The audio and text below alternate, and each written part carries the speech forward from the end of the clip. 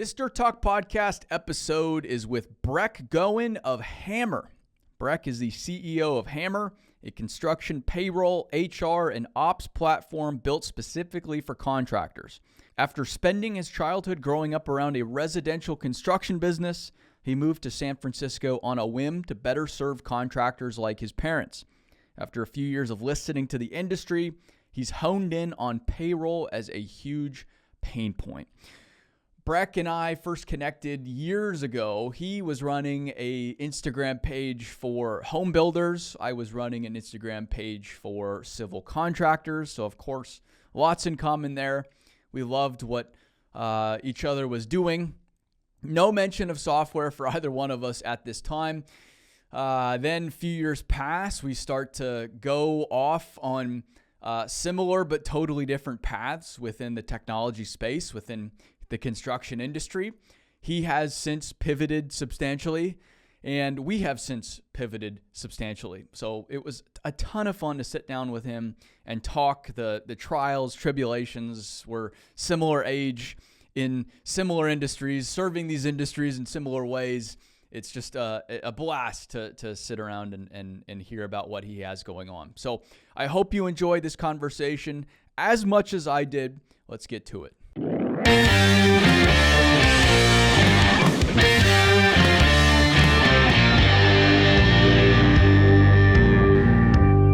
And being in Nashville has been good too, because a lot of people, they'll bring like their spouse with them for the weekend. Yeah. So I'll do a lot of episodes on like Fridays. So they'll come in the morning and I'll go to dinner with them and their spouse, and then they go out and they'll stay downtown and have a good time away from the kids. That hell of it was great last night. It was really good. Big fan. Yeah. Big fan. Yeah. There's some good spots. Not many, but a few. I mean, good you're spots. not a barbecue fan in Nashville. I think it's totally overrated. I thought that. I was like, I don't know what Aaron's sipping on these days. Well, but I gave it a shot, and then I went to like one of the most popular barbecue places, if not the most popular one in town. Mm-hmm. And when I finally went to it, I was like, it's not that good. I don't know. Yeah. Like, it's definitely no Austin. Mm-hmm. I mean, Austin, I feel like, is just the undisputed champ. Yeah. Like, I know Kansas City's known for it. Memphis is known for it. Like, there's other places that are known for it, but I don't think any of it comes close to One thing Austin. that I saw about Austin too, I've only been a couple times, but they have food trucks everywhere. And it's just awesome. they're all amazing. Everything. Yes. It's great. Yeah, the food scene in Austin's remarkable. I thought it was good. going to be very kind of similar to Nashville. This is my first time in Nashville, so Yeah. I wasn't sure what to expect. But Yeah. the food there was great. Yeah, that's one of the best things about Very Austin. authentic too. Yeah, but you can also hear what's I think it's just a Southern thing too. It's like, if I just want like a good meal that's not fried bullshit, Yeah. it's hard to find. It's either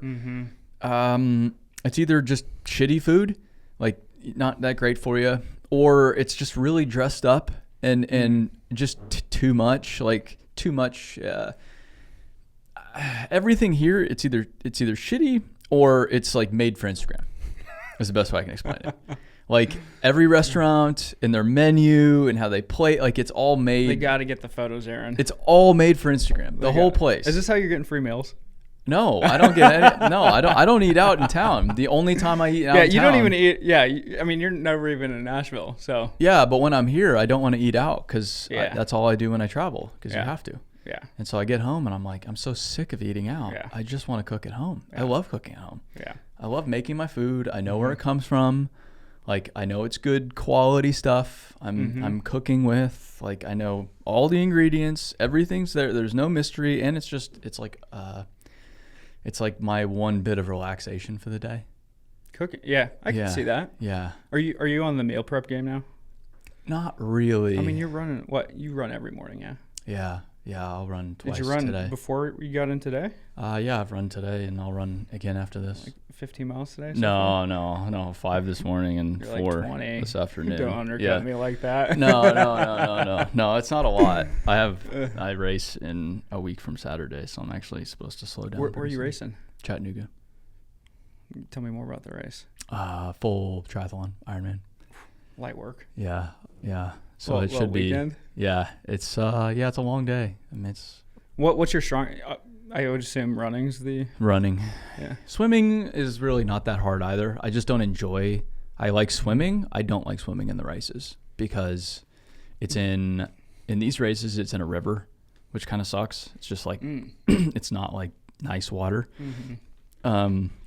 And then there's just fucking people all over, so you can't stop. Swimming on top of each other. Yeah, you're bumping into people, and then you have to navigate. So you're popping your head up a lot, and it's just not. I don't enjoy it, so it's like I just try to get it done. Yeah. And then once I'm out of the water, I'm like, all right, now for the bike. The bike's not bad. I'm not that great at it, but on the bike, it's like as long as I can just make it. And get to the run, like I'm good to go. Yeah. If I'm to the run, we have no problems at that point. Is the new bike that you just got? Are you gonna be racing with it? I don't know, because you got to break that puppy in. Well, I know, and I haven't ridden it much. I'm gonna spend a lot of time on it this weekend and see how it feels. But it's also kind of dumb to do a race on a brand new bike that you haven't ridden before. That's totally different than the existing bike I have. But the first time I did a full was the first time I did over 100 miles on a bike ever. So I've done. How was that? I've done dumber stuff. It wasn't terrible, but at the end of it, you're like, I actually crashed like almost to the end. Your legs are probably just jello, right? I was just like ready to get off. I'm just like I was just. What's the sequence? Is it swim, run, bike, or is it swim, bike, run? Swim, bike, run. Swim, bike, run. Yeah. So you finish on your feet, that's how I like it. Like, again, it's like, cause I did ultra marathons before this. And so it's like, yeah, you're tired going into a marathon, but it's like, I've done that before. Like, when you do a 100-mile race and you've done 70 something miles and you still have a marathon to go, it's like, you're pretty fucking tired. Like so absolutely. It's like, that's how I frame it in my head. I mean, I don't even have a perception of what that tired is like. Yeah, but it's like I've done it. So once you're there, it's like I've done a tired marathon. I can do a tired marathon, and I've done a full triathlon before. Man. So I've done this race before too. My buddy, podcast co-host. Do you know Keith Jr. over at KNL? No. He's an ultra marathon runner too. I mean, he's like, you should come out and run. The guys that really do it, like, are hardcore, man. Like, this is a whole nother beast. I'm not gonna walk just into that. I'm a total amateur, but the guys that like do it, different world. They're beasts. Yeah. They're beasts. Yeah, just the fortitude. You got to go to, I would feel like, a different place mentally too when you're. Yeah. It's not a cakewalk. No, you learn a lot. Every race, it's really cool because you condense like a lot of life experience in a very short time frame. Like, you can go learn so much about yourself in a 12-hour, 24-hour period. It's amazing. It's so incredible. Like, I've learned so much about life within these races, and a lot of it you learn from the training process too. Like, I like the training process much more than the races. What's the training regimen like leading up to that? Work out a lot. Make sure you can survive that. It's not that hard. Yeah. It's just a lot of time. Yeah. So it's right now it's at least, it's like, hour and a half, 2 hours a day, and then 4 or 5 hours a day on the weekends. But I feel like a lot of people undersell themselves too. Like, the amount of training people do for marathon, it's like, I get it, but like, a lot of people can do it. They just don't think they can. Yeah. And that's part of it too, is like, you maybe start with a 5K and you're like, okay, all right, I did that. Maybe 10K. I mean, some people would just sign up and go for it. Maybe that's how. Yeah, I started with a half marathon. Like, the first triathlon I did was a full triathlon. Yeah. But I had built my confidence doing other things before that. 100%. So it wasn't like that crazy, yeah. I don't think. But it keeps me sharp. You have to be. Yeah. You can't just meander into that. No, which, it's why. And I like having something on the calendar that's a little scary. Like, what's scary that's coming up? It's probably not the... Well, full triathlons, like, you've got to respect it. You've done how many so far? This will be my 4th triathlon. You have to respect it. Like, even a marathon, like, you have to have respect for it, because it is, like, once you start to go into the longer distances, like, and the more time you have, like the more can go wrong. So unless you're really pushing yourself, like it's weird. I've done, I don't know, we could go way into this, but that's not the point of the podcast. I've always been like very fascinated about this area. Obviously you can tell that I'm interested in it. Yeah. So it's like, do you exercise? Every day. What do you do? Lift weights and run. Oh, really?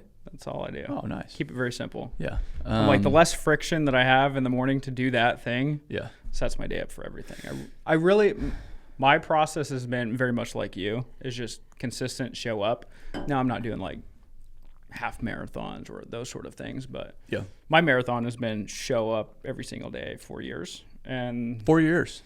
No, 4 years. Oh, I would say for years. Yeah, 4 still years. 4 years. That's and 4 years to come. If it's years plural, yeah. Yeah. That's always been my practice. I mean, I went into college a pretty small guy, so Yeah, my pops was like, "Hey, you should lift some weights." Uh-huh. Like, that's a good idea. Uh-huh. Yeah. Well, And from there, it's kind of changed everything, just in terms of like discipline, grit. I mean, there's so many benefits from taking care of yourself. Where was college? Washington State. Washington. So pretty big school. Yeah, very. Is that in Seattle? Up on the? No, it's Pullman, so like east side of, more east. Yeah. What's the school? University of Washington. University of Washington is right Seattle. on the lake there. Okay, Yep. okay. Yep. But that's a big school, and so It like is. the gym at a big school at a big college, It's like huge. You've just got. Like I went to Arizona State, and you walk into the gym, and I'm like a little shrimp, like somebody's kid, like a 12-year-old, and you walk in, and there's like these ogres just looking at you, and they're just juiced up on God knows what, and like shitty Costco protein powder, and creatine, 18 pounds away, some sort of just weird HGH regimen, and they're looking at you like they're just about to eat you. And even that's an experience in itself. Like, okay, I didn't touch anything in high school. I went to like a smaller high school, so like walking into that big of a university, I was like, holy shit, there's a ton of people here. So that was a huge switch. Yeah. And then walking into the gym with like this massive place with a bunch of meatheads. Yeah. Like, all right. Yeah, with like 15 squat racks. Yeah, exactly. The luxury of not really waiting for a piece of equipment was nice if you timed it right. Yeah. That's good. And we talked last night, San Francisco, I mean, from a running standpoint, that's one of my favorite places to run now. I love it. You get a variety of landscape in San Francisco. Oh, it's amazing. You get hills, you get parks. The hills do suck. Oh, yeah. It's pretty brutal. Yeah. The cyclers love it. Yeah. Well, it depends on your mindset as a cycler. But yeah, it's a good training. Yeah. Great training. Yeah. Have you cycled in SF? No. Sadly not. No, I would love to. A friend of mine from high school, she just did border to border. Started up in Canada and ended in Mexico, which looked fantastic. That's like the Pacific Crest Trail, isn't it? That's walking. Yeah. Yeah. But that's PCT that's is a little, and it's a little shorter. Oh, is it shorter? Yeah. Because they go from Canada to maybe Mexico. I had a buddy that do it. I remember picking him up and he smelled like shit, man. I'm like, I bet. You need a shower, buddy. Yeah. He was out there for 4 or 5, 6 months. Yeah. See, when you do that or the Appalachian Trail, it's like a 6-month ordeal. Yeah. Because I've known some people that have done the whole Appalachian Trail as well, which that's a mission. Or some people break it up, and so they'll do a few weeks and then stop and then go back to normal life, which is kind of what normal people have to do because you have a job and wife and maybe children, etc. And then you pick up where you left off, do another week or two, stop, go back, and then over years you finish it. Yeah. But that doesn't do it for me. Yeah, that's never really interested me to spend 4 or 5 months out in the trees and walking. No. So you're from Washington. Yep. Were you there your whole childhood? Yeah, Spokane, Washington, a little bit smaller. Have you ever been to Spokane, by the way? I love Spokane. You do? I'm a big fan. Yeah. So born and raised in Spokane, Washington. Pretty much spent my entire north of Spokane is extraordinary. Oh yeah. Unbelievable. Yeah. I didn't know it existed. And then I went out there. You got Coeur d'Alene that's 40 minutes away, which is awesome. It's absolutely exploded in the last couple of years too. Yeah. Well. Yeah. I mean, everybody moving from Seattle and Portland east. Yep. San Francisco even. Yeah. So yeah, you grew up there. I interrupted you, but around a family construction business. Yeah. So I was born and raised in a drywall subcontracting family. Grandfather was a logger. Early in his journey, they called him a hooker. Mm-hmm. That's what you're called, a logger hooker. And then he went to these other camps. And they're like, hey, you should probably not call yourself a hooker anymore. That means something different. Sure, He's a 15-year-old kid. Yeah. But yeah, so born and raised in a drywall subcontracting family, worked in that throughout pretty much my entire life. Like a 6-year-old showing up, and Pops was like, hey, if they give you shit, they like you. So I'm like, all right, cool. That's where the camaraderie came from. That's one of the first things you learn. Right. Yeah. If they're, you better hope they're talking shit to you. Yeah. If they're quiet, then you got some thinking to do. Yeah. So yeah, grew up around that, worked in that pretty much my entire life. Best buddies, dad was a general contractor, godfather was a builder. So that's pretty much like everything that I did growing up. I just had like a really big fascination with the industry. But yeah, did that most of my life. And drywall is a pretty glamorous trade. Yeah, it's one of the best. Mm-hmm. Yeah, you don't get a speck of dust on you. Yeah. Don't get a speck of dust on you. No dust. Don't have to lift anything heavy. Yeah, don't wear a mask. Don't have to work when above you. Nope. Stare at the ceiling. No shoulder pain. For hours. No shoulder pain. Thankfully I never hung drywall overhead. We had a guy by the name of Roger. This guy was just throwing sheets up. One hand. Burp, burp, burp, burp. It's hardcore. And we're over here like, you gotta lift. It's hardcore. It's too slow. Yeah. Too slow. Yeah. Obviously the lift was designed to not take a toll on your body. So we'll see how long that lasts. But I did that. I was pretty shitty at taping. So that's one job that I never did. I was just too messy at it or not fast enough. Yeah. So did that, and then kind of journeyed to Seattle after that. But yeah, worked mostly in What'd you go to school for? I went to school for finance. For finance. So were you trying to get out of that world at that point? Not necessarily, but I think much like you, we were just kind of, I guess, like told that we just need to go to college. Like that was the avenue. So your parents did? Yeah. I'm first generation college student in the family. And so that was like kind of the milestone. And, coming up the last decade, that was the thing to do is college. But I don't know, like it wasn't ever something where it was like, oh my God, I must go to college. It was kind of just like expected that you go get a degree, and that was kind of the path. But I was kind of the kid, like growing up, middle school, high school, where I was kind of bored, a little bit antsy in school too. Yeah, my whole family's entrepreneurs. My grandfather, my mom, my dad, my godfather. So like that seemed more natural. But the way that college has been presented to so many people today is like, well, maybe less and less these days, but that's the path. Like you got to get a degree. No matter what you're going to do, you should probably get one, blah, blah, blah. Yeah. So I definitely kind of bought into that Kool-Aid. It's played out, but I mean, in college, I still had very much the itch to start something. I mean, my entire family is entrepreneurs, so it really was kind of weird thinking about anything else. And mostly I wanted to study. I was always interested in business, whether that was going to be running a contracting company, whether that was a tech company. It didn't really matter. I was just passionate about like what's at the intersection between like construction and. So I think that was like the Kool-Aid that I absolutely drank.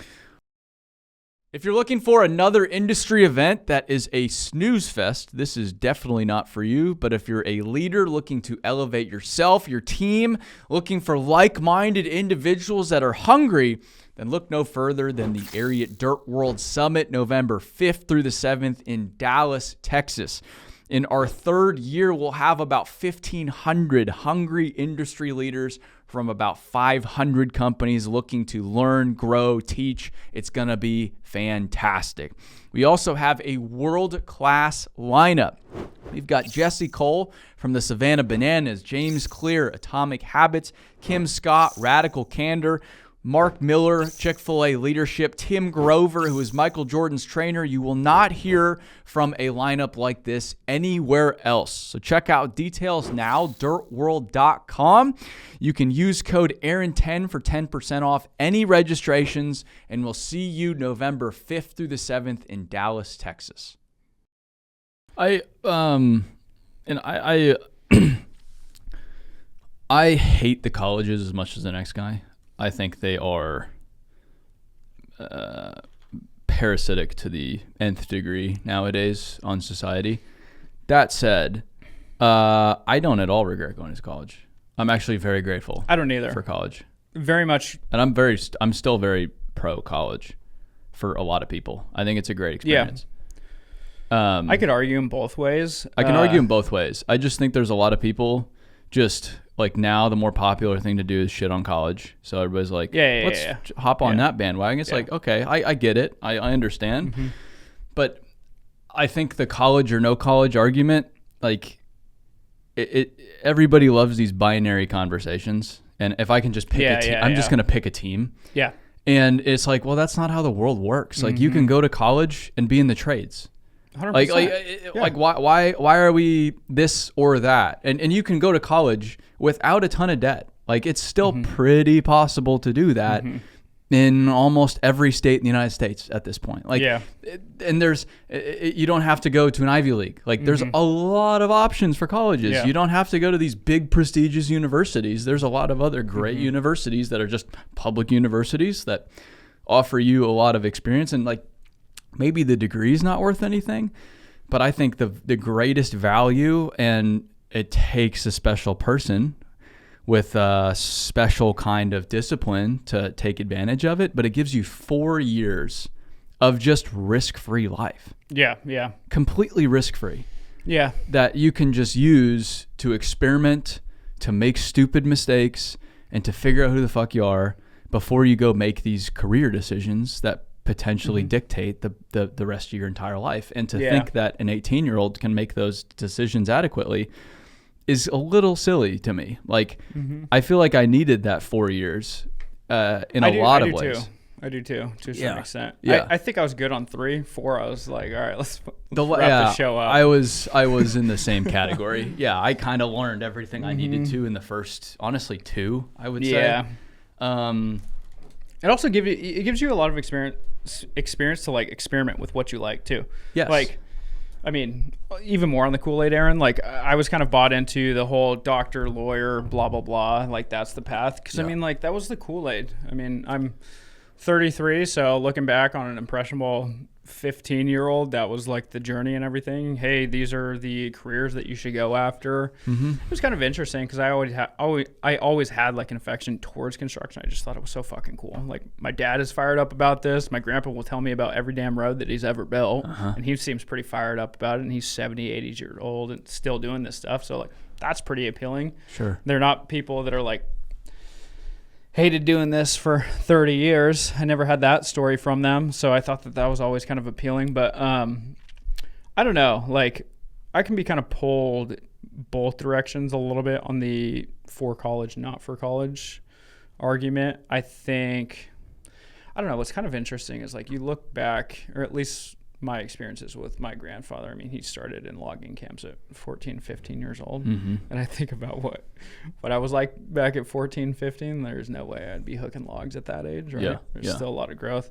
But I think that you can absolutely use college to experiment, meet great people, and like build a network around you of what you want to do after that. But I don't think you should just drink the college Kool-Aid of like, I gotta go. No. Or even the other side of the coin of like, no, all college is bad. Yeah. Like for me, if I were to like kind of reflect back on my college experience, I mean, it was actually less about the studies.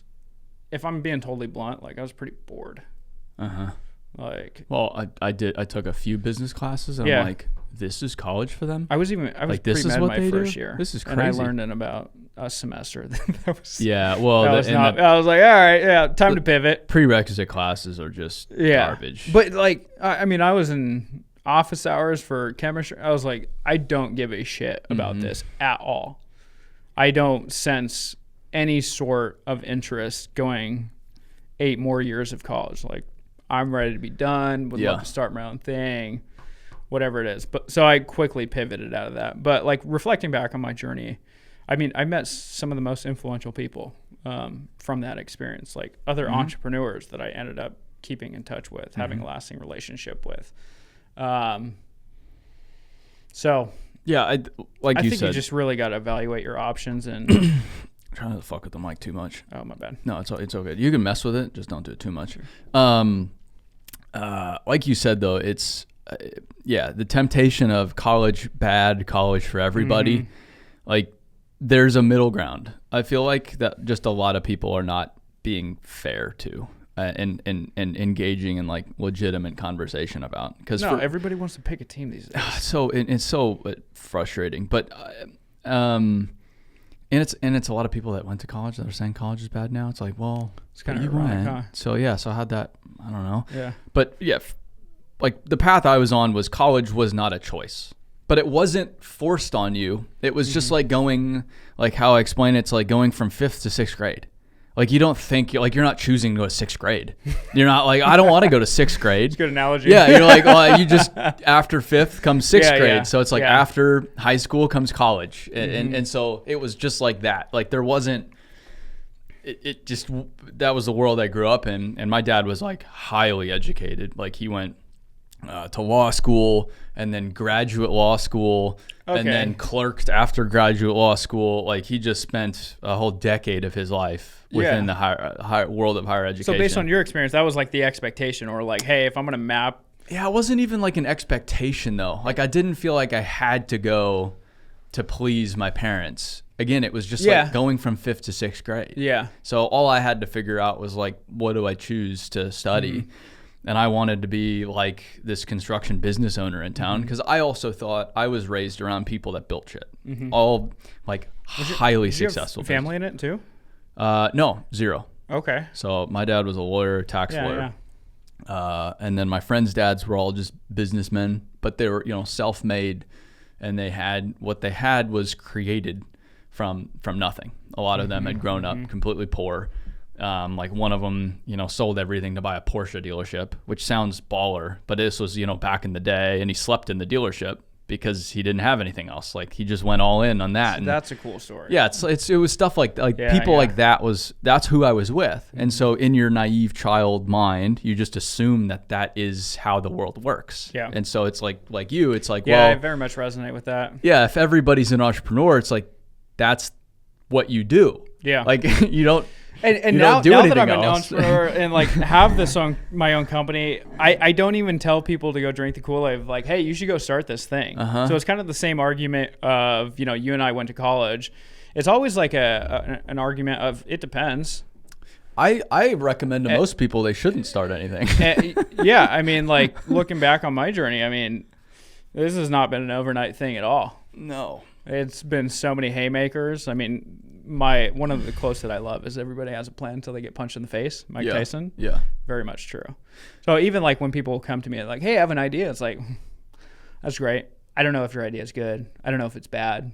Have you made any money on it? Have you tried? Can you sell something? Did you ever have experience like trying to sell something as a kid, or like any of those sort of things? So even like when people do ask for entrepreneurial advice, it's not, I'm not the type that's like, yes, you should do it. It's going to be the most amazing thing ever. I'm like, this is the reality. If you want to stomach the reality and you have a lot of drive and you're consistent and you can see this thing through, and you know that first thing that you're probably going to start is probably not going to be the one. Yeah. Then like, sure, go consider it.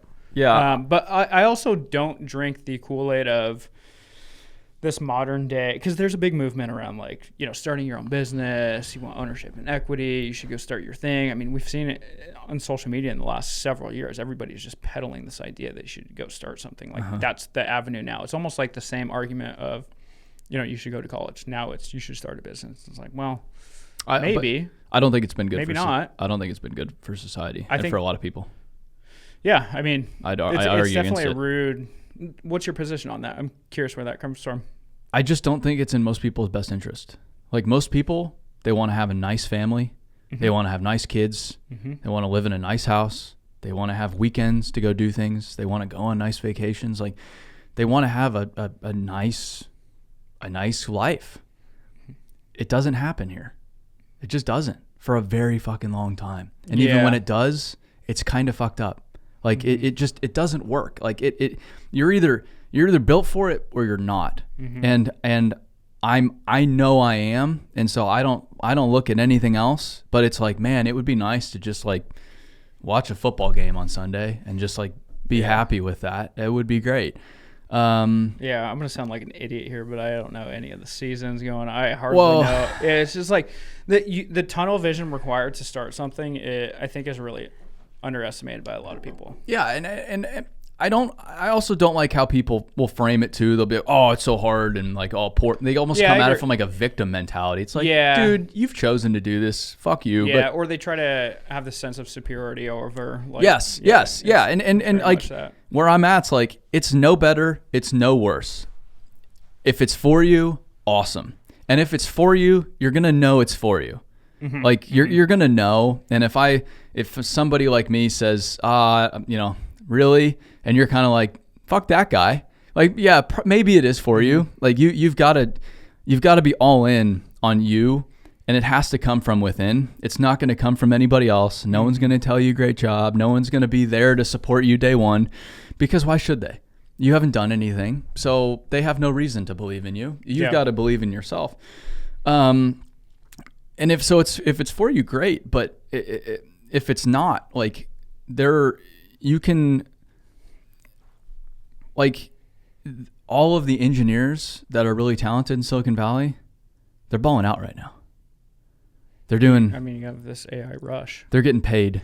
They're getting paid a lot. A lot. You're also seeing the headlines too. Of, you are AI. Yeah, but I mean, you're living a pretty good life. You can live a really good life in working at one of these companies. But also, I don't think we should just say, part of the argument could be, okay, look at engineers. They make so much money. They have this good life. I think a lot of them also fear for their jobs too. Yeah, it wasn't the best example. I just mean, all right, you have a Steve Jobs that goes and creates an Apple. How many employees does an Apple have? Tens of thousands, hundreds of thousands at this point, probably. Yeah.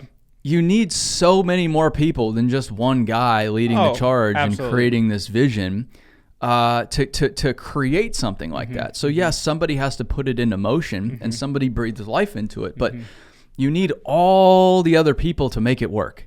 It doesn't work without that. And then you look at Steve Jobs and you read about his life, and he's put on this pedestal now because he died a little early, a little too early. Yeah. And when you actually read about his life, though, you're like, oh, like this guy, in a lot of regards, wasn't a nice guy, wasn't a good guy, terrible father, like wasn't a good spouse, wasn't a good friend, oftentimes wasn't a good employer. Like you could make all of those arguments, and I'm not accusing him of that, but it's like once it's laid out, you're like, oh, I think he just kind of ignored the fact that he had a daughter. Like, that's not, I mean, I think it's pretty well known that Steve Jobs was an asshole. but that like, all this good comes from it, but then all this there's like, it's just good. It's just, you're just your own boss. No one tells you what to do. You can do whatever with your time. You can take time off whenever you want. You're going to make a bunch of money. It's like, no, one, all that's a lie. Two, there's also downsides. It's you like, and I are running past experiences through our head right now. Well, for me, it's like, I haven't been able to hold on to a relationship, and that's my problem, not theirs. I could sit here and be like, oh, it's all their fault. It's like, well, there's enough data here to point that maybe it's 30 me. Countries. well, right. But maybe it's me. Haven't been able to hold on to a relationship. Sure. I still live above somebody's garage in my 30s, which fucking sucks. And I'm not happy about it. My dad hasn't spoken to me in almost 4 years, largely because of the business, if not solely because I went down this path. As in, like, didn't like the choices, or just like it's a whole. All right, I guess That's a 7. You're like, hey, we can do a therapy session after this. Yeah, that's a 7-hour conversation. But you could just go down the list of Yeah. like, and I couldn't have told you. No one told me this was going to happen. I No, couldn't have predicted any of it. I feel like if most people saw the cards laid out, I don't know if they would opt into it. No, and I would argue a lot of people my age are living a better quality of life than me. A lot of them. Oh, yeah. Yeah. I'm not absolutely. comparing, but it's like Oh, yeah. they're having kids now. Oh, yeah. They've got a fucking Labradoodle, because they're home every night Yeah. and they can have a dog. I can't. They've got a house. They're buying a house. They've got a nice car. Like, Yeah. they just went to, maybe Maui for vacation. Like, life's good. Again, I don't look at that and envy it, but it's I know that's where you're coming from. that's a really nice, that's a nice life. Like, that's great. It really just depends on the choices that you want to make. Like, some people are more comfortable in that. They want a more predictable lifestyle. There's also people like you and I or other business owners that find a lot of meaning and purpose into building something and trying to bring something to life into the world. Yes. So I don't know. Like, you just got to pick your path, really. And I don't think you pick it though. in terms of, do you feel like you have like an intrinsic calling to do it? Is that where you're coming from? I think if you're really going down, if you're really behaving like in accordance to who you are and what you're supposed to do, it's not a choice. Like, I think I can see where you're coming from. it's hard to explain, but it's like, I feel like your job is to go find what it is for you, and then go chase it. And it's different for every single person on planet Earth. And I was, in a lot of ways, just stupid fucking lucky. I found it at 18 years old, and thank God I did, because since then I've been running with it. But I just don't think you really choose it. I think you have to find it. And once you find it, you've got to run with it. And again, it looks totally different for everybody. Yeah, I can see that. I mean, when we were out in the lobby, I saw the book Mastery by Robert Greene. You and I were chatting about that. There's a chapter in the book, and I would recommend anybody go read this specific chapter. But it talks about going back to your roots. Because like I feel like I felt it. You've probably felt it too. But you have some sort of intrinsic motivation to set out to do something, right? Whether it's build all these things around you. But that's exactly kind of how I felt. But I don't feel like it's, at least for me, speaking on my experiences, like it wasn't like a clear crystal ball of like, this is exactly what I need to do. No. It was, actually, I remember the phone call with my dad. I was sitting on my air mattress in San Francisco. I had like a one-way ticket to get there. And I'm more than happy to kind of unpack how that kind of unfolded. But I'm sitting on an air mattress in San Francisco. I just moved to the greatest city in the world, right? Hell yeah. Right, Aaron? Oh, like, this is yeah. going to be gravy. Yeah. You just go raise a bunch of money and you're ready to go. That's all you need to do. Just need to move there. That's the hardest part. Well, my experience was move there, no network, air mattress. Felt like I kind of had to call in to build something. I didn't know exactly what it was going to be, but I'm like, hey, kind of got bit by the bug. I've had a mentor. He brought me to Silicon Valley. I'm like, all right, well, if I want to build something at the intersection of construction and tech, I probably want to optimize and at least get to a better place than Seattle or Spokane, Washington, because pretty much any city outside of those and like a top tier city, you want to, be around the resources that could give you a little bit better of a chance to, build something. But I remember that phone call, called my dad. I'm like, I don't know why the fuck I'm doing this to myself. And I just sat there. I mean, I wrote a LinkedIn post on this a while ago, but I was like, I moved to San Francisco thinking it was going to be sunshine and rainbows. It was the most depressed I've ever been because I just felt completely lost. Didn't really know. It's always cloudy there. Yeah, that did not help either. That did not help either. There's I'm like, no sunshine. Dad, the sunshine is gone. This is why I'm pissed. No, but I remember sitting there that day, and I'm like, I don't know why I'm doing this stuff. Like, nothing seems to be working. Like, I'm trying to meet people and do all this stuff. It's just like very messy in the beginning, right?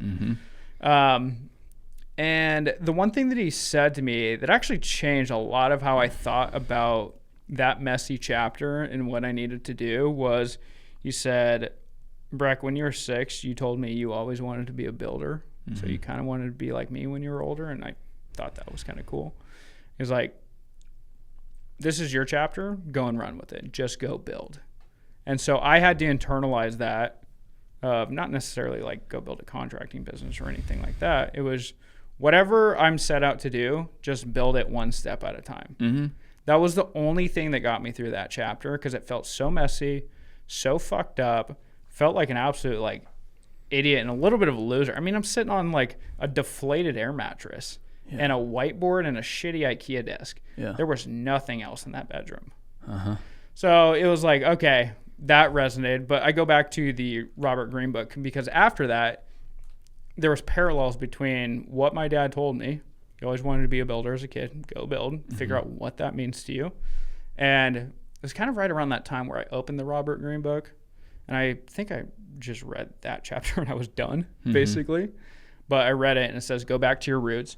Try to figure out, like, as a kid, what got you really excited? What made it feel like you were just in a flow state of nothing existed in the world besides that one thing? What was it? Yeah. And a lot of how I kind of rationalize and kind of just built this internal drive and discipline around it was, all right, I'm here to build something.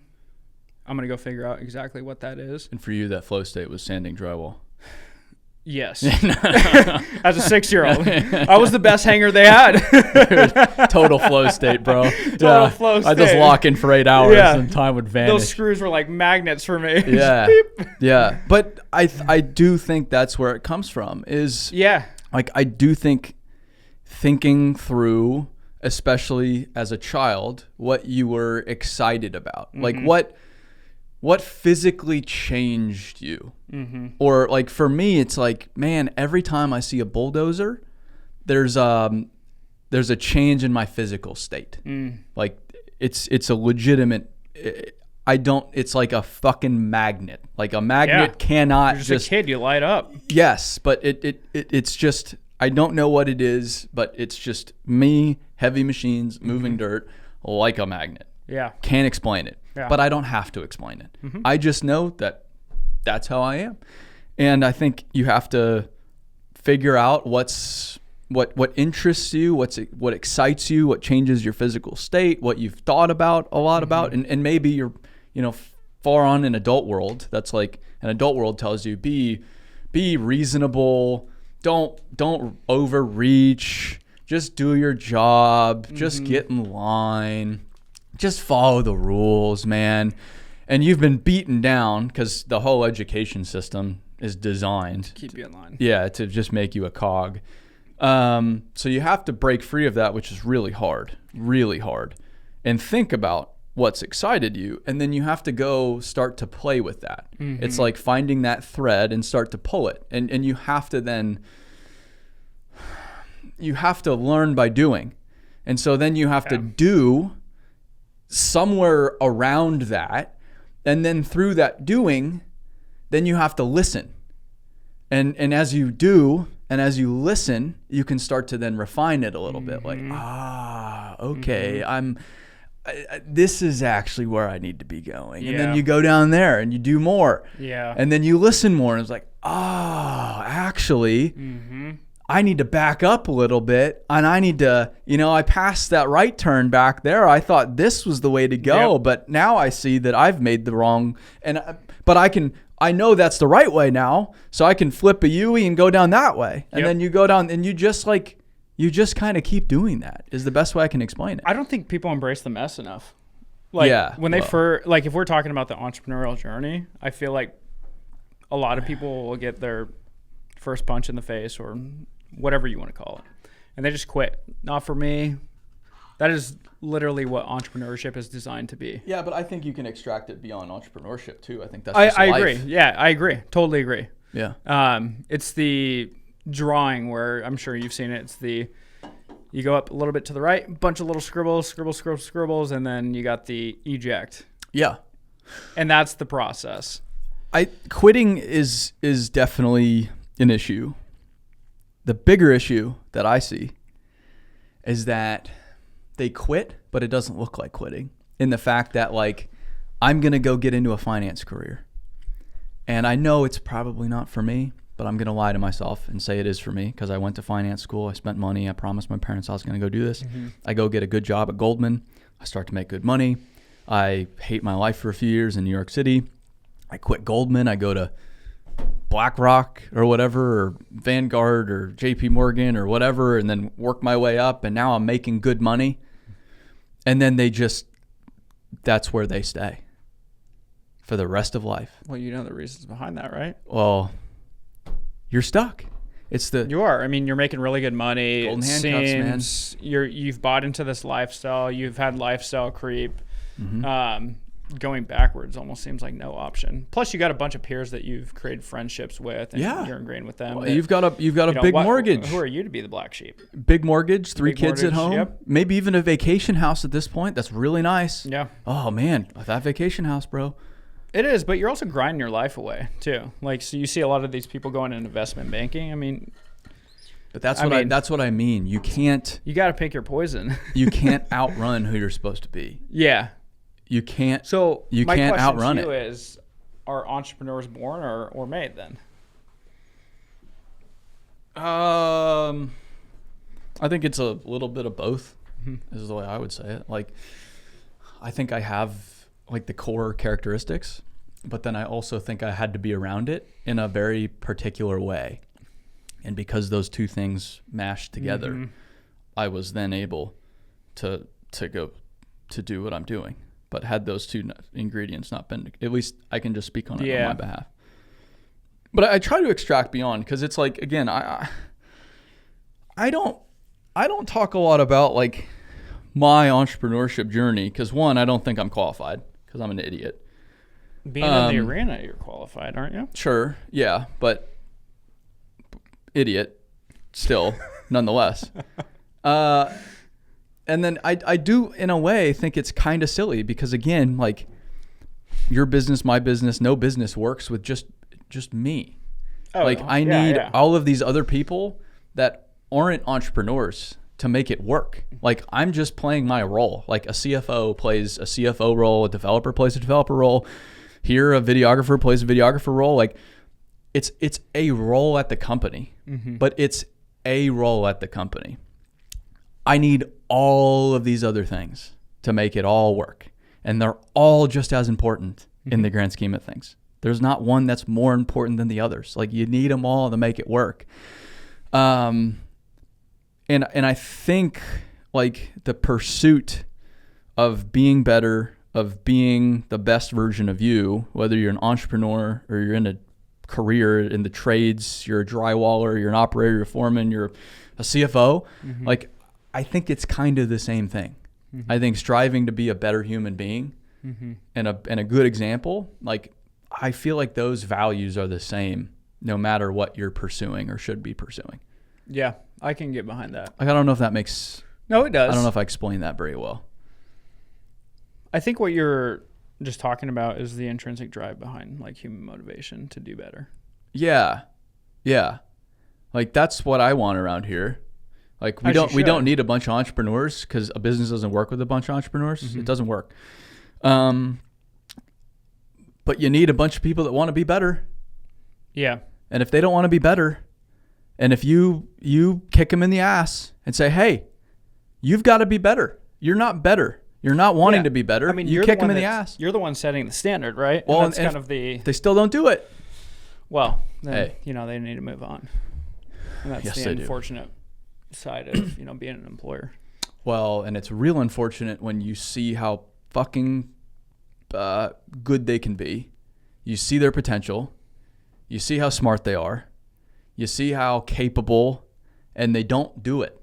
And you're just like, damn it. Like, can you help me here? Like, help me help you. But that's not how it works. I can only do so much. Yeah, you can give them all the resources in the world, but you cannot. Can't make decisions for people. Yeah. So that was a total tangent. I like our tangents. What was it like growing up in a household because both of your parents were in the business? Yeah. What was that like? What was that dynamic like? In terms of like working in the business or just childhood in general? No, what's it like having two parents in the same business, but then also being parents?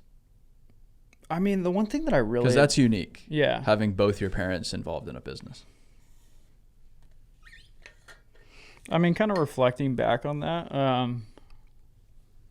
I think the one thing that I'm grateful for is, well, growing up, like, my dad was my basketball coach, so I think it was just like a work-life type of integration where he made these requirements for him as a father to kind of show up to some of these things. So The one thing that I do remember that I admire and something that I want to carry into my future family is, the man worked hard. Man worked weekends, like still picked me up from school. The one thing that I actually really appreciate is not only his work ethic to provide for the family and everything, but I can't remember a time he missed a basketball game. Wow. And I think that's one thing, just reflecting back, that I'm grateful, because not everybody gets to experience that, especially when you have an entrepreneurial family too. Mm-hmm. Like, there are just sacrifices that you need to make, or maybe you're going to work with your parent because they have to work extended hours. So, I mean, my dad had a contracting company. My mom had a hair salon. And so, like, I was hanging out at the hair salon if I needed to, like, get picked up. Like, I was just, like, fully ingrained in that. Whereas, like, sometimes after school daycare was the hair salon, or I had to go to the job site because my dad was wrapping up something, and I was just going to go fuck around with, like, drywall scraps when I was, like, that young. Yeah. You know, or just take some heat from the other guys. I don't know. Sure. You know, so that was just, like, purely ingrained in me. But I think, like, growing up, my family was just try to be involved with my extracurriculars, whether it was basketball or something, showing up to basketball games. I think that's really the only way that they were able to kind of balance, raising a kid or kids while they were starting their businesses is work-life integration. I don't think, because I think the other side of the coin is, like, when you're building something, especially when you're, like, my parents had me a little bit later in life too, so they had a little bit more of a foundation. It wasn't necessarily like they were starting their business and they had all this chaotic shit going on plus kids. I think my life would have been a little bit different if it was that case. But a lot of it was the work-life integration. My daycare was the job site. But I love seeing kids in, I think it's so cool, places like that. I think it's like, yeah, people almost think it's like they almost feel sorry for the kid, but it's like no. Why would they feel sorry? No, that kid's doing that way kid better loves than it. an His iPad eyes kid. light up. Have you seen that video where, or maybe it was the photo that was floating around the internet recently, but it was like they were in a neighborhood, some suburban neighborhood. The guys were on a piece of an equipment, and the kid is just sitting there in the yard, just like watching these guys work. Yes. One, the guy's actually working. This is awesome. Like, this kid loves this. This has me fired up. This is probably like a highlight of their day. And that kid is just in awe. Yeah. Yeah, and this is where, when people talk recruiting the next generation, I think they're overthinking it a little bit, because it's like you just need to get a kid around it. Like, like oftentimes just once. Like, they don't need to spend a year on a job site. This is like Legos on steroids. It's pretty fucking cool. That's kind of all it takes. Like, it's not what we're dealing with a loaded hand here. Like, but because, and I just made a post about it today. Like, I went to an equipment show on Sunday, and they had a dirt area where you could run some of the antique machines, really old machines. And there was an antique dozer pulling an antique scraper pan, and it was a 9-year-old running it. Kid was 9 years old. He was locked in, man. Just doing circle and same shit. Would pick the dirt up here, put it down over here. Yeah. Pick the dirt up over here, put it down over here. Like, there wasn't anything being created, but that wasn't the point. He was just, you could tell, locked in. That's a happy kid right there. Dialed in. So, like, that beats any form of technology from a focus standpoint. Like, it was just so awesome. And the post I made today was make child labor great again. And it's like it's a joke. You clickbait. No, but it's not a joke. I know where you're coming from. This whole, like, the recruiting strategy for the trades for the past, I don't know, thousands of years has been raise your kids around the trades. Yeah. Has it not? It's not a hard concept. This is how I got into it. I got exposure. That's how you got into it. That's how. And I wasn't an iPad kid. I was like rolling in dirt. Yeah. And it was fucking fun. Like a lot of people in construction, is your story uncommon? No, not all that much. Not really. And that's not like a bad thing. That's how a lot of people grew up. They grew up around a job site. Yeah. And that's why they're now in the trades. That's why they're now in construction. That's why they can weld really fucking well at 18 years old because they've been doing it since 7. It's not a hard concept. Over a decade experience. Yeah. And they like the people. That's also a big indicator of that too. But now you've got, I'm calling it, and I'm gonna coin this term, the safety regime. I'm coming after the safety regime. You've got the safety regime. You've got lawyers, which are part of the safety regime, but I'm calling out lawyers as well. And you've got just suburbia as well. Like a kid growing up in San Francisco or the Bay Area, how much time are they spending on a job site? Very minimal. Not a lot. And that's not their fault. No, it's just a totally different way of life. Society's changed. Sure. I didn't grow up in Silicon Valley. I mean, if anything, I was an outsider going into Silicon Valley, really, if you look at my journey. Yeah. And those kids, I mean, their exposure is, I mean, if you were to go to Silicon Valley today, you have to go in tech. Everything is designed around that. Yes. Everything. That's the expectation. Everything. It's not a nice to have. As soon as you drive across the Bay Bridge, across the Bay Bridge, and you hit San Francisco, skylines off to the right. I mean, what kind of billboards do you see when you get to San Francisco, right? Slapped in the face silly by AI billboards. Yeah, AI left billboards. and right. Yeah, everything. Billboard, AI, and you're just like... They speak to only engineers. Yeah, it's a completely you don't know what any of them mean. Yeah. That's the first thing that people comment when they come into San Francisco. They're like, what the fuck are these things? I've never heard of these things in my life. But yeah, and so that's part of the challenge too. Like, I don't just want to cast blame on the industry. I think some are to blame somewhat, but like I grew up in Paradise Valley, Arizona. I couldn't be on a job site if I wanted to be on a job site. That was just not the world I was in, and it's not my fault. It's like, I showed up on a job site at 18. I didn't really know how to use a tape measure. I didn't know how to use a ratchet strap. I didn't know how to use a grease gun. Like, I didn't know how to do anything. Yeah, because you were a laborer after college, right? No, before, like right out of high school. What was your first job out of college, though? First job out of college was like field engineer for road building. But I worked construction through college. I see. So did you study like construction management or anything? Engineering. Okay. Yeah. But I and it's like, you can call me stupid, but it's like, oh, I didn't choose this. I didn't choose my ignorance. I just grew up in a different world. But does that disqualify me? No, I mean, and it can't if we want a future workforce, because that's the whole future workforce. 100%. I mean, you shouldn't disqualify. Like, if somebody is interested, has motivation, wants to do well in the industry, openly welcome them. Yeah, and so that's like, people, whenever I get criticism, it's like, oh, you're just acting like you like it, all this and that. It's like, or whatever it is. Like, you're not supposed to be all here. this stuff, you grew Aaron, up like to act like you grew like up in it. a wealthy neighborhood. It's like, yeah, I did. Yeah, sue me. Like, what do you want? Does that? But I still love it. Yeah. Am I not supposed to love it? Because I'm sorry. I can't do anything about it. Yeah. I mean, I don't know. I think everybody looks for like an excuse to disqualify what people are doing, really. Like, they always look for a black and white. It kind of goes back to the college discussion that we had at the start of this, is everybody tries to choose a team. Not everything is completely black and white. No. We live in a world of a lot of it depends. And I came up with the School of Hard Knocks, and it sucked. So you have to as well.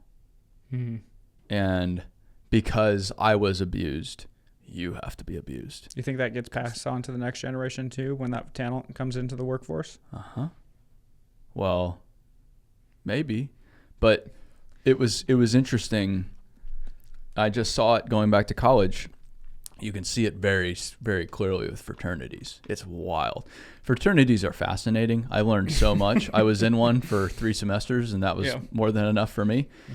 I was the only one that didn't drink.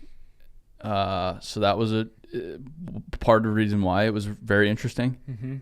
But just the groupthink, and you're treated like shit when you start. Yeah. So I see what you're doing. You're kind of drawing parallels to that. And then you get older, and you're like, finally, I get to go treat people like shit. because I was treated like shit. And it's going to make me feel better about getting treated like shit. I didn't like it, but it's going to make me feel better about it. And so I'm going to go do it to others. And I'm going to do them a favor. They've got to earn it. They've got to earn it. That's, yeah. And so I think I'm doing the right thing by it. But it's like, if you ask somebody, did you really like being treated like shit? No one likes that. No one likes that. Yeah, it's almost treated like an admission to the workforce to a certain degree, right? Yeah. And or I'm like not saying on apprentices or I'm not saying, like, I'm not advocating for making anything easier.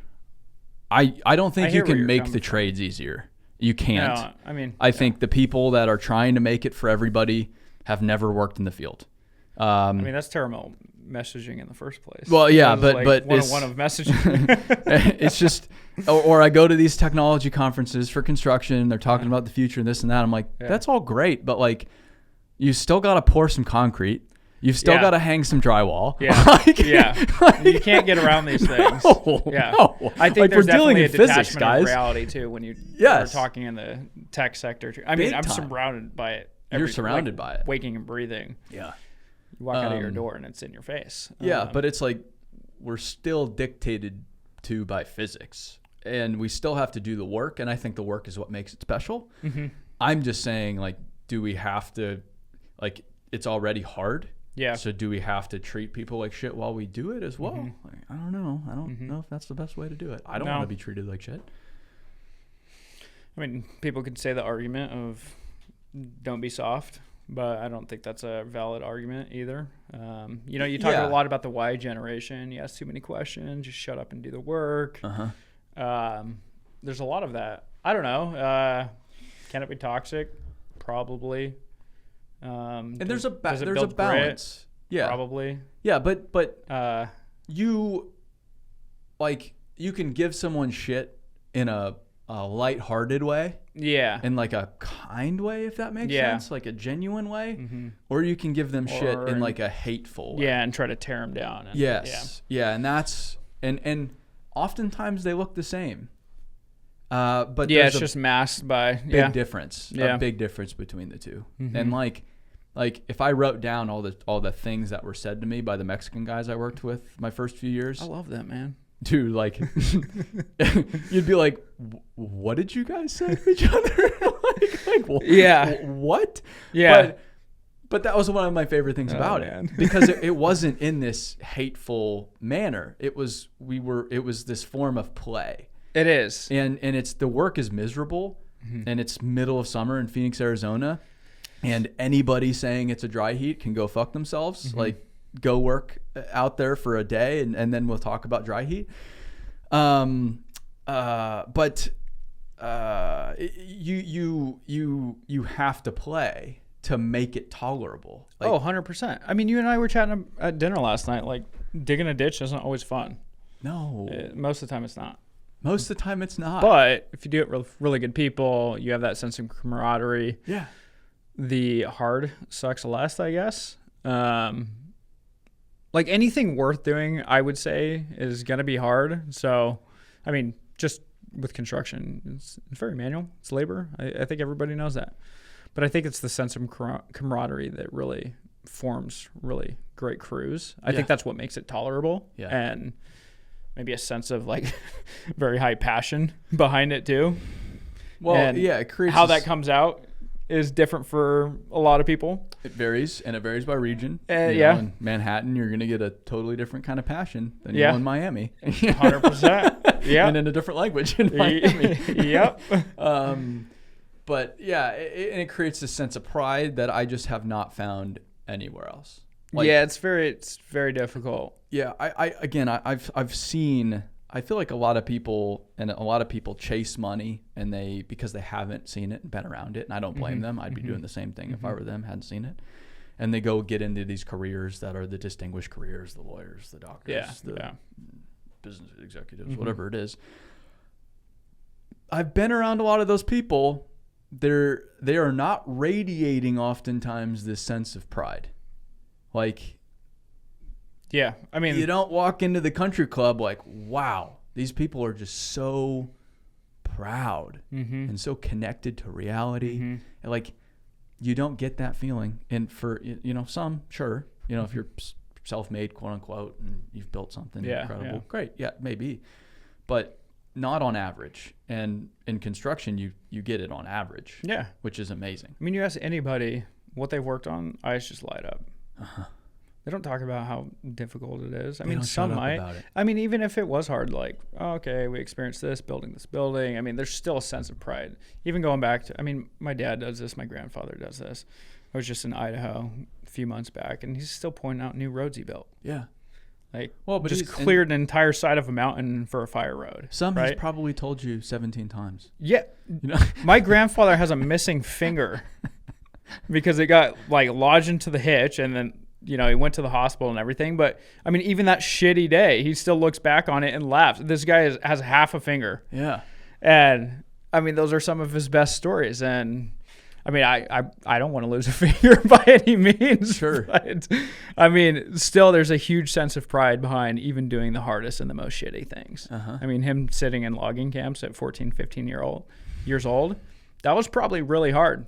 I mean, you're eating your sandwich, sitting on the logs, and going back and living in these camps for 2-3 weeks. I mean, you even had a kind of an experience with these mining camps that you were just recently at. Yeah. But I mean, these are some of his most favorite stories to tell. Mm-hmm. And it comes down to the people that he had the chance and the opportunity to work alongside. Yep. And it was like that sense of pride.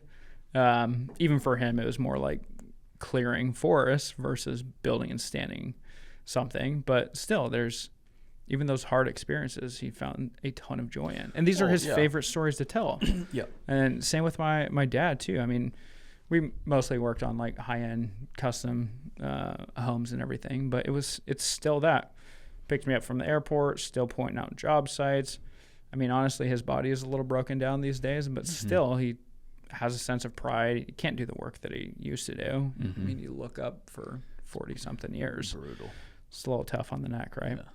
So I was dealing with that. But still, there's a lot of sense of pride. Point out the job sites. Even though he's in some of this physical pain, there's still a lot of joy around it. I think maybe some of the things that he would have changed is maybe delegate some of these things a little bit earlier. Yeah. Because you're not built to last for 40, 50 years doing hard manual labor and everything. But I 100% agree with you. It's one of those career paths, and we shouldn't be just painting this message of it's going to be sunshine and rainbows and like it's all about the money and everybody should get in the industry. They should know they're opting into hard, but also opting into if you really have a purpose or an intrinsic motivation to do these things and find fulfillment of real scale Legos, essentially, then it might be a good fit for you. But I think people also paint this perception that there's careers that are just easy. And I think, sure, there is, but you got to choose your heart at some point. Either you're going to do it earlier in life or you're going to do it later in life. Mm-hmm. Well, and yeah, again, you can do this easier career that's not for you. Sure. You will pay for it. Yeah. You will pay for it. Mm-hmm. It's just a matter of time. Yeah. And maybe it's on your deathbed. It could be, it could be after. It could be your kids paying for it. The bill always comes due. Mm-hmm. It's interesting too, thinking about people's bodies and like, do I think people should be destroyed through hard work? No, I think there's some stuff that's avoidable. But also to think that it's unavoidable, the hard work is also completely disconnected. Yep. And I think that's how that's how humanity has been created, was hard work. And to think that we can remove hard work is completely insane. And like, sure, some of these guys have these completely obliterated bodies, and is that good? No. But oftentimes I don't see them really regretting things though. And I see a lot of old people that are like super fat, that are not at all healthy looking, that haven't really worked hard in their lives. Like they're not in a good place. And so these guys that have worked their whole life, like, yeah, they're beat up, but a lot of times they're not like that much more abused than some of these other folks. Mm-hmm. And I'm painting with a very broad brush, and not a lot of them are like, not a lot of them have this huge sense of regret either. Mm-hmm. Like, I really fucked this up. It's like, this sucks and I'm not having fun, but I don't know if I would have done it necessarily a different way. Or Yeah. I did it the way that I was supposed to do it. Mm-hmm. And I did my best. I like, maybe in hindsight there was a better way to do it, but I applied the best tools I had to every situation, and this is the result, and it is what it is. I mean, I think And maybe I'm reading that wrong. No, I think you're correct. I mean, we can talk about the physical toll of the industry. Even like other industries, you can talk about the emotional or the mental toll it takes. Like, I think everything comes at a cost. Yeah. Especially when you're so ingrained and maybe even driven to do something or whatever it is. Like, whether you want to talk about the corporate world, where, you know, it's a little bit less, you know, less soulless. People hate it. They're not really fired up to go to work. They kind of feel like a cog in the machine, but that also comes with like an emotional or a physical toll too. Sure. Or, so, I mean, I don't know. It kind of sounds like we're being pessimistic right now, but like something comes at a cost. No, I think we just need to recognize that. Yeah, I think it's realistic. Yeah. I think it's, you know as well as anybody, the world is comfortable for most of us because of the labor of a few. I agree. It doesn't go away. Wholeheartedly. Yeah. Yeah. It No. doesn't go away. And it's not going to go away. No. And for good reason. And I don't think it should. No, I don't think it should either. I don't think it should either. Yeah, yeah. And so I start to have qualms with some of these. If anything, I want things to be hard to a certain degree. Yeah. Yeah. I mean, you and I speaking, because we're business owners, if it was so easy, everybody's going to be doing it to a certain degree. Oh, exactly. And I also feel like there's a huge sense. I mean, you and I, we can talk on the topic of entrepreneurship all day, but there comes a huge sacrifice to it. We've already kind of talked about that a little bit, like not the best relationships or can't keep one, or the sacrifices you have to make, or very lonely chapters in your journey of like, you're not really surrounded by a huge social group. Like there's just things that you have to do if you really want to do something.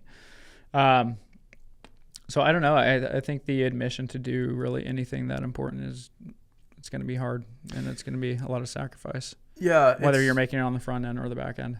Well, it's what's funny to me though is like when I tell people like, yeah, I don't really ever go out, hang out with people. Like I don't do anything or whatever it is, or my favorite example, they're like, oh, are you traveling? It's like, yeah, I'm traveling. I'm going, I was just in Australia. I'm going to Australia. Oh, is it work or fun?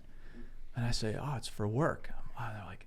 They're like bummed out for me. Like, oh man, that's too bad. You're like, it's like, no, I love it. No. Yeah. I would choose a mining camp in the Bowen Basin over the Sunshine Coast.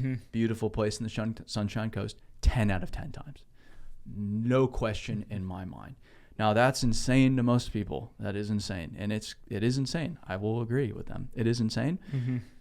But I love it. Like, yeah. No. I mean, you find joy in the work that you do. Yeah, but they put their reality onto my reality. Oh yeah. It's like no. Yeah. That's not no. Yeah. That's not how it works. Like I've designed it this way. Yeah. I want to stay at the mining camp. Yeah. Because I learn more at the mining camp than I will at some. And that's nice such a place cool somewhere. experience. Like you and I were chatting on this at dinner last night, but moments in building your company or really building anything that you're kind of generally passionate about. I think one thing that's probably helpful for me and a lot of folks is like embrace the mess. There's going to be chapters where you're optimizing for experience, not the sunshine and rainbows. So things like the mining camp, other people are going to think that that's dirty, gritty, and what the hell are you doing in mining camps, Aaron? Like you got this studio with the podcast, you got a sweet office, all these things. They're like, this is backwards. You're like, no, I'm doing it because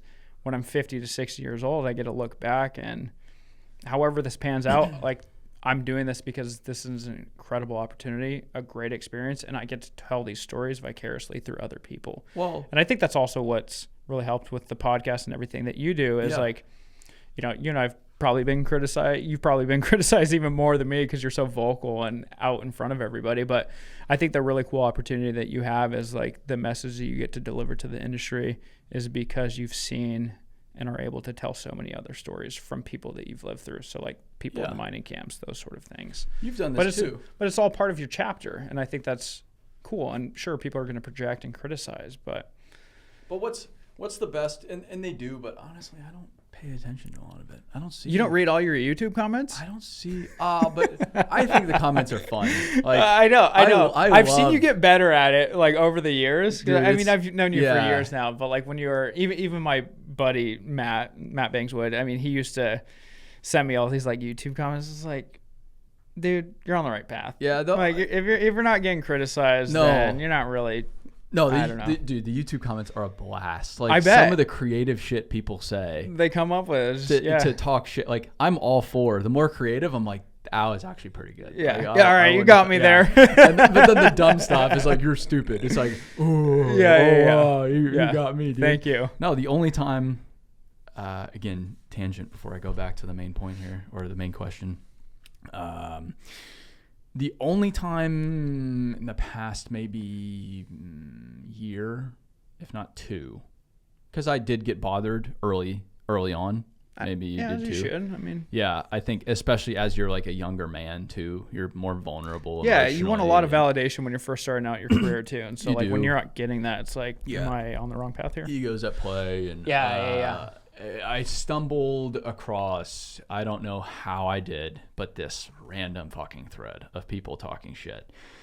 And it wasn't the people talking shit. It was somebody talking shit that had worked here and saying this stuff that was like clearly not true. But and it's like I wanted to comment like, what are you talking about? Like and I wanted to like defend myself. Like, yeah, and some of it honestly probably was true. Like I think some of it I realized I am often perceived as uncaring or an asshole because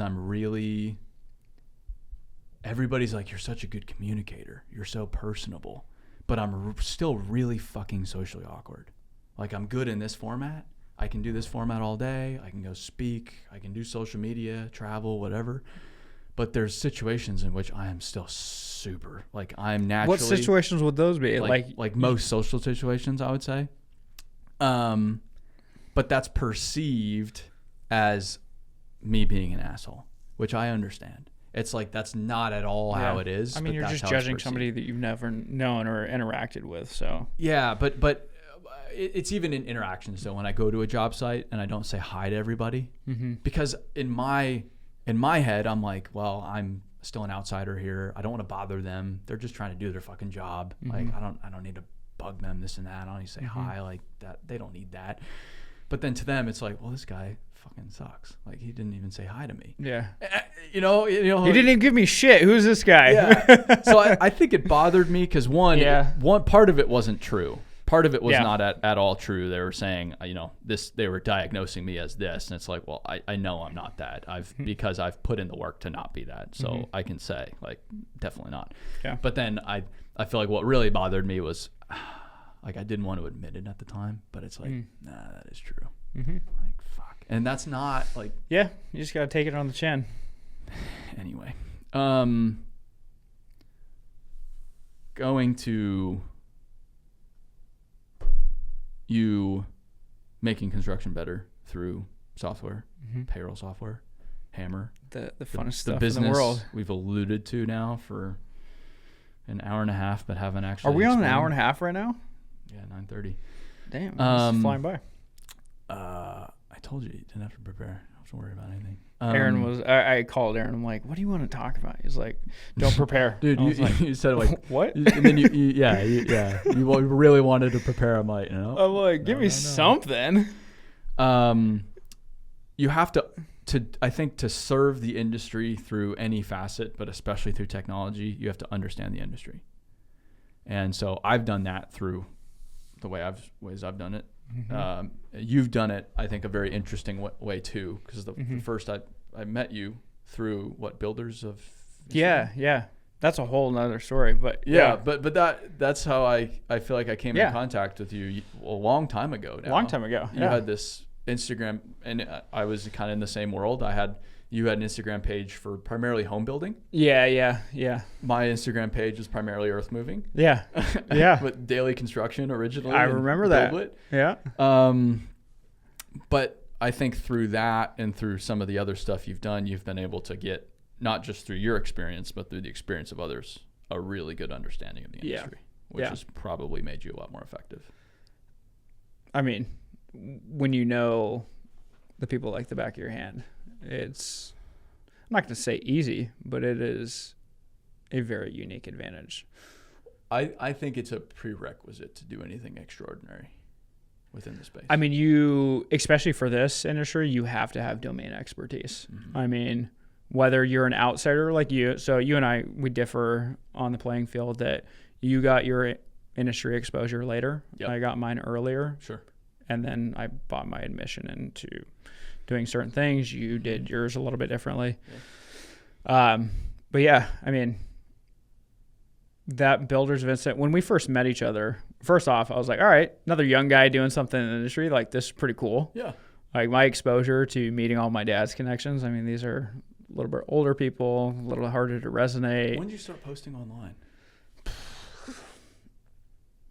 I think it was like 2018 maybe. Yeah, so that was about when I think it was right around the same time as you. I bought Daily Construction in 2018. Yeah. I was going 2017. But there wasn't, like, my point is, it wasn't that long ago, but there wasn't many people doing it. No, so the whole reason I did that in the first place is, so after I graduated college, I went back, started working with my dad again. And I was just very interested I didn't know what I wanted to start, but I was like... You went back to work with him, huh? Yeah. So went back to work with him, was living at home. I also had a lot of personal stuff going on with the family, so it was just... which I'm more than happy to get into, and it kind of breeds into the why I became an entrepreneur. But I don't know if we want to go down dark alley, but go down it. No, I mean, so during that time, junior year of college, my brother was diagnosed with brain cancer. Had they said 6 months to live. I was a fucking wreck. Wow. I don't think there's any other way to put it. What's the age difference between you? I think it was stage 3. The age difference. Oh, age difference, 9. 9 years? Yeah. Younger? Older. Okay. So, I mean, this is my brother. He took me on dirt bikes. So he kind of helped raise This was you. like the cool guy that I got to hang out with my older brother, ride bikes, like all that stuff. So that was like a very painful situation. I kind of went back to work with my dad, but also like comfort my family. And I mean, I was just a wreck at that point. There's no other way to put it, right? So I went back. Thankfully, I mean, this is not to be a sob story. My brother is still around 10 years and that's incredible. 6 months going on, surpassed 10 years. So yeah, good for him. He's had a good run. That's a long 6 months. Whenever I think I have things that are hard, I don't know if I should be comparing this situation, but it's a good reality check of, doing this for more than just me. That's amazing. So anyways, how I kind of started that journey and kind of getting into the social media stuff is, so I was always interested in the intersection of construction and tech. I just thought it was so cool. We didn't have a lot of it on the job site. This was like paper processes. My perception of my dad growing up was like a briefcase on the dining room table. So like everything was paper. Everything was written down. I remember one day where he's like, all right, I'm going to show you how to use the fax machine. I'm like, I'm going to show you how to use fucking email. No. I'm not going to learn how to use that thing. So anyways, went back, worked with him kind of during that time that I had just explained.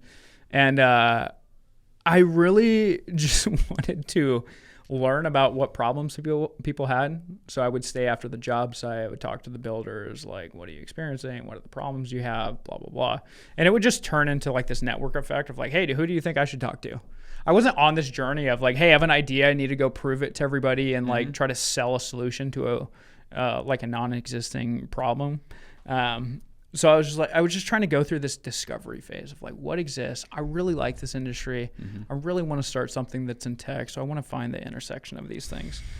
The whole reason that page started in the first place to start was because I like tapped out the network. I talked to as many people, and then me being a millennial, I'm like, these people should be online.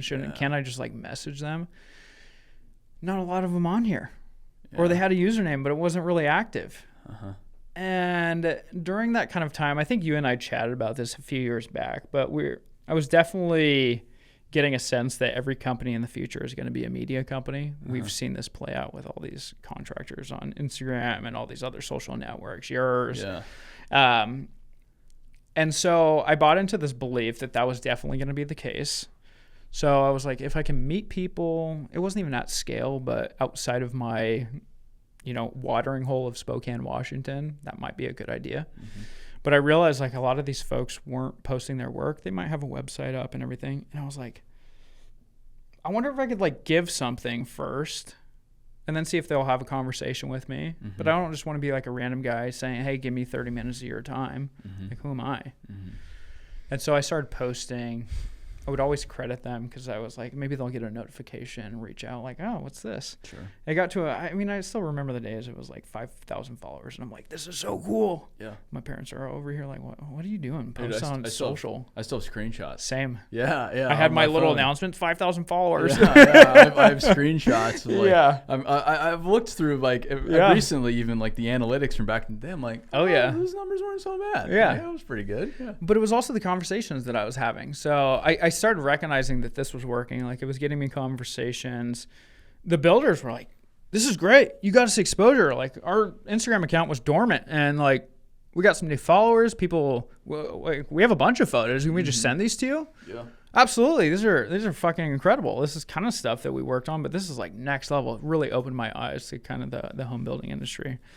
And this was when like the whole resharing thing. Yeah, the whole resharing being done a lot. Mm-mm. And you could create a ton of value. Like that's what exactly what I did. Because a lot of these, when I started, it's transformed into something much, much different. This is just how I started, but I started sharing that.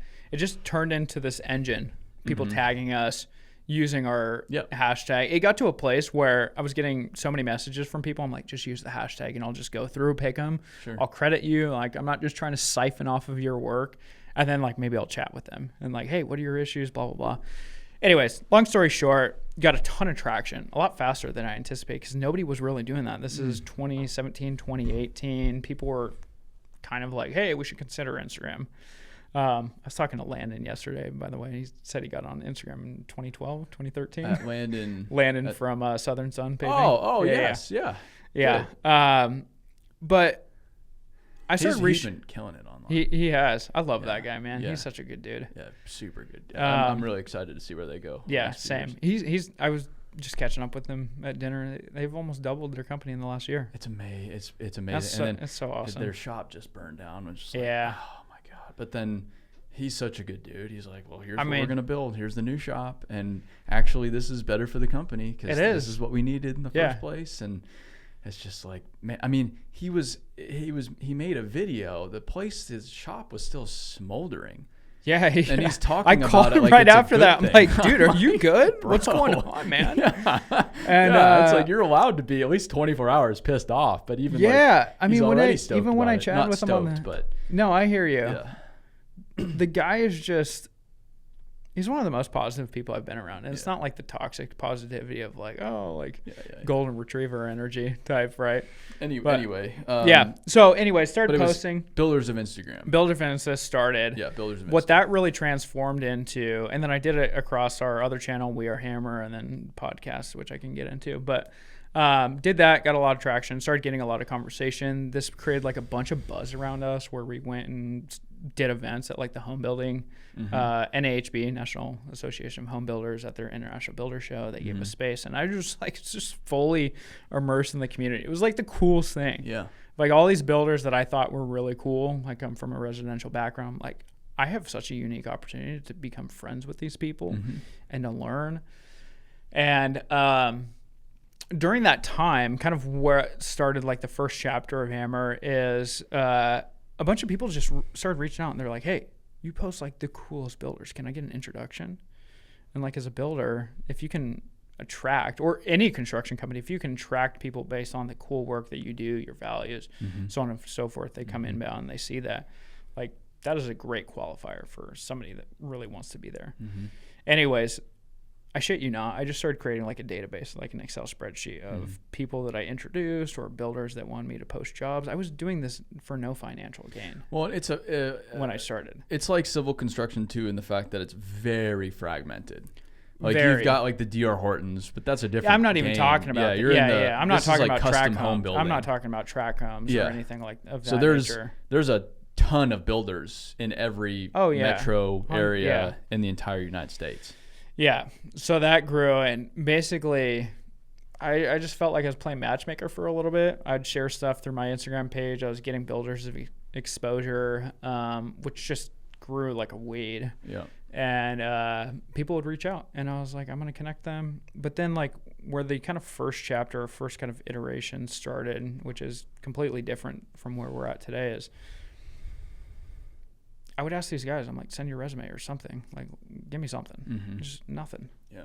All right, no LinkedIn profiles. It was just like basically how we vetted people in the family business.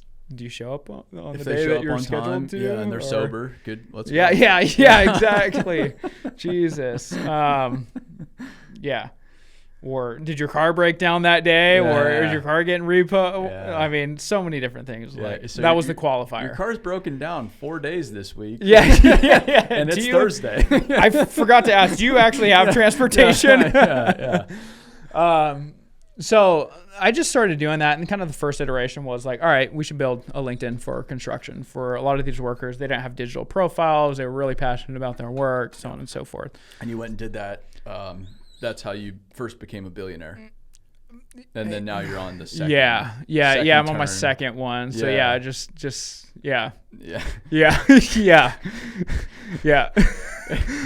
You're like us. Like I say that because I'm right there with you. Yeah. Billionaire. Sipping margaritas every day. You're just not a care in the world today. Picturing Scrooge McDuck, swimming through the money. I've did it. Yeah, I don't know. Maybe it just hasn't hit my bank account yet. I don't know. Any day now. Waiting for it. Yeah. No, that's not at all exactly how it happened. I mean, we killed this project. I mean, the whole reason why we're working on what we're doing today is because of a failed experiment, really, if we look back at it. It felt like a really noble cause to build this network for workers and to find them jobs. So, like, our overall thesis was, in order to match the best people with the best companies, we need to build a community. Mm-hmm. Where they can share their skill sets. They don't really have resumes, so they need some sort of digital portfolio. We saw some people posting on Instagram, but it was like something hyper-focused on the worker. Sure. They didn't have LinkedIn profiles like the white-collar workforce, so they needed a home, really, a digital home. We grew that to about 12,000 workers on the platform. It's pretty huge. It's not too bad. Yeah. One thing that I really understood, though, is that is a consumer app, right? Mm-hmm. Much like LinkedIn, much like Instagram, you need distribution. Mm-hmm. Very similar to what you're doing today. You have a massive distribution engine for good reason. What we learned through that is we had a really hard time finding the right type of business model. Sure, there was workers engaging on there. We were really trying to build some sort of consumer app, because the one thing that we had found, two learnings from that, was one, you have to have distribution because you got to get people to the app, and you can't go buy users. Mm-hmm. Like, buying people to join is just not scalable. It's not. PayPal did it, but that was a different time. That's different. You're moving money. We are just getting people to post and build some sort of data on them so that we can become, a matchmaker. So our thesis was, all right, let's build a community. Let's get people active. And by data, I mean, like, get them to post photos, drop their skill sets, their experiences, because that doesn't live anywhere today. What we had learned through that process is two things. Our own Instagram account was killing us. So I did it with Builder Insta. My next thought was, I want to build something more that's oriented towards the actual construction, the labor, everything that we do on the channel, We Are Hammr, on Instagram. So I understood distribution was the play to get people there, and it was working. Yeah. There's also diverting their attention back to the Instagram that became... We were our own biggest competitor. Sure. Because we were garnering the attention there in order to drive traffic and awareness to the app. Because you were doing that really well. Yeah. I mean, huge. Yeah. Huge. I mean, we didn't spend any money on marketing. I think we did like one Diamondback tool belt giveaway. Mm-hmm. Did you switch? Do you still have Builders of Insta as well? I still have can't builder remember. events though. Okay, so you didn't make that. No. So We I Are did. Hammr. You No, spooled no. that up. No, I did. No, because the audience was so built out. You had like Yeah. when I first started. I mean, that was builders, that was designers, that was consumers. Yeah, so you couldn't. So I mean, that's going to be a hard Change switch that. of audience, and Yeah, that's fair. so it just wasn't going to work. That's Plus, fair. it's like an asset. So, which by the way, funded my whole entire entrepreneurial journey. So like as that builder audience grew, you know, I was getting flown out to Vegas to do the events, and we'd have sponsors there. I wasn't really making money on the actual events, but Yeah. where it did fund my initial entrepreneurial journey was doing brand deals. So Yeah. I know I'm kind of like going in a circle here, but to kind of round it out, this was the whole reason I got to San Francisco in the first place, was because of an Instagram page, if I were to simplify it. Isn't that funny? Yeah. It's really weird. I to was think just in Australia hindsight. for a month because of an Instagram page. Yeah. It's very weird. Yeah. And I remember James Hardy reached out to me. They messaged me. Do you know who James Hardy is? No. It's like a siding company. It's like on most houses. Okay. Wow.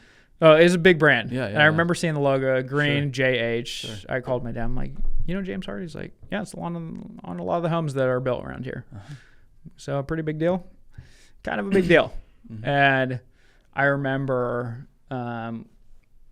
we launched a couple products for them. I was kind of acting as like their social media growth kind of manager / consultant, but also like driving traffic for their new product that was coming out. That was like a $10,000 or $12,000 check. That was literally that funded my move to San Francisco. Because I had started previous projects and failed, and I sold my car and did all that shit. Sure. So, But 10 grand, I mean, that's it is. That's And I was like, it's wow, not a there's lot of money, but at that point, that's a shitload of money It was interesting because when it's just you. yeah, it was just me.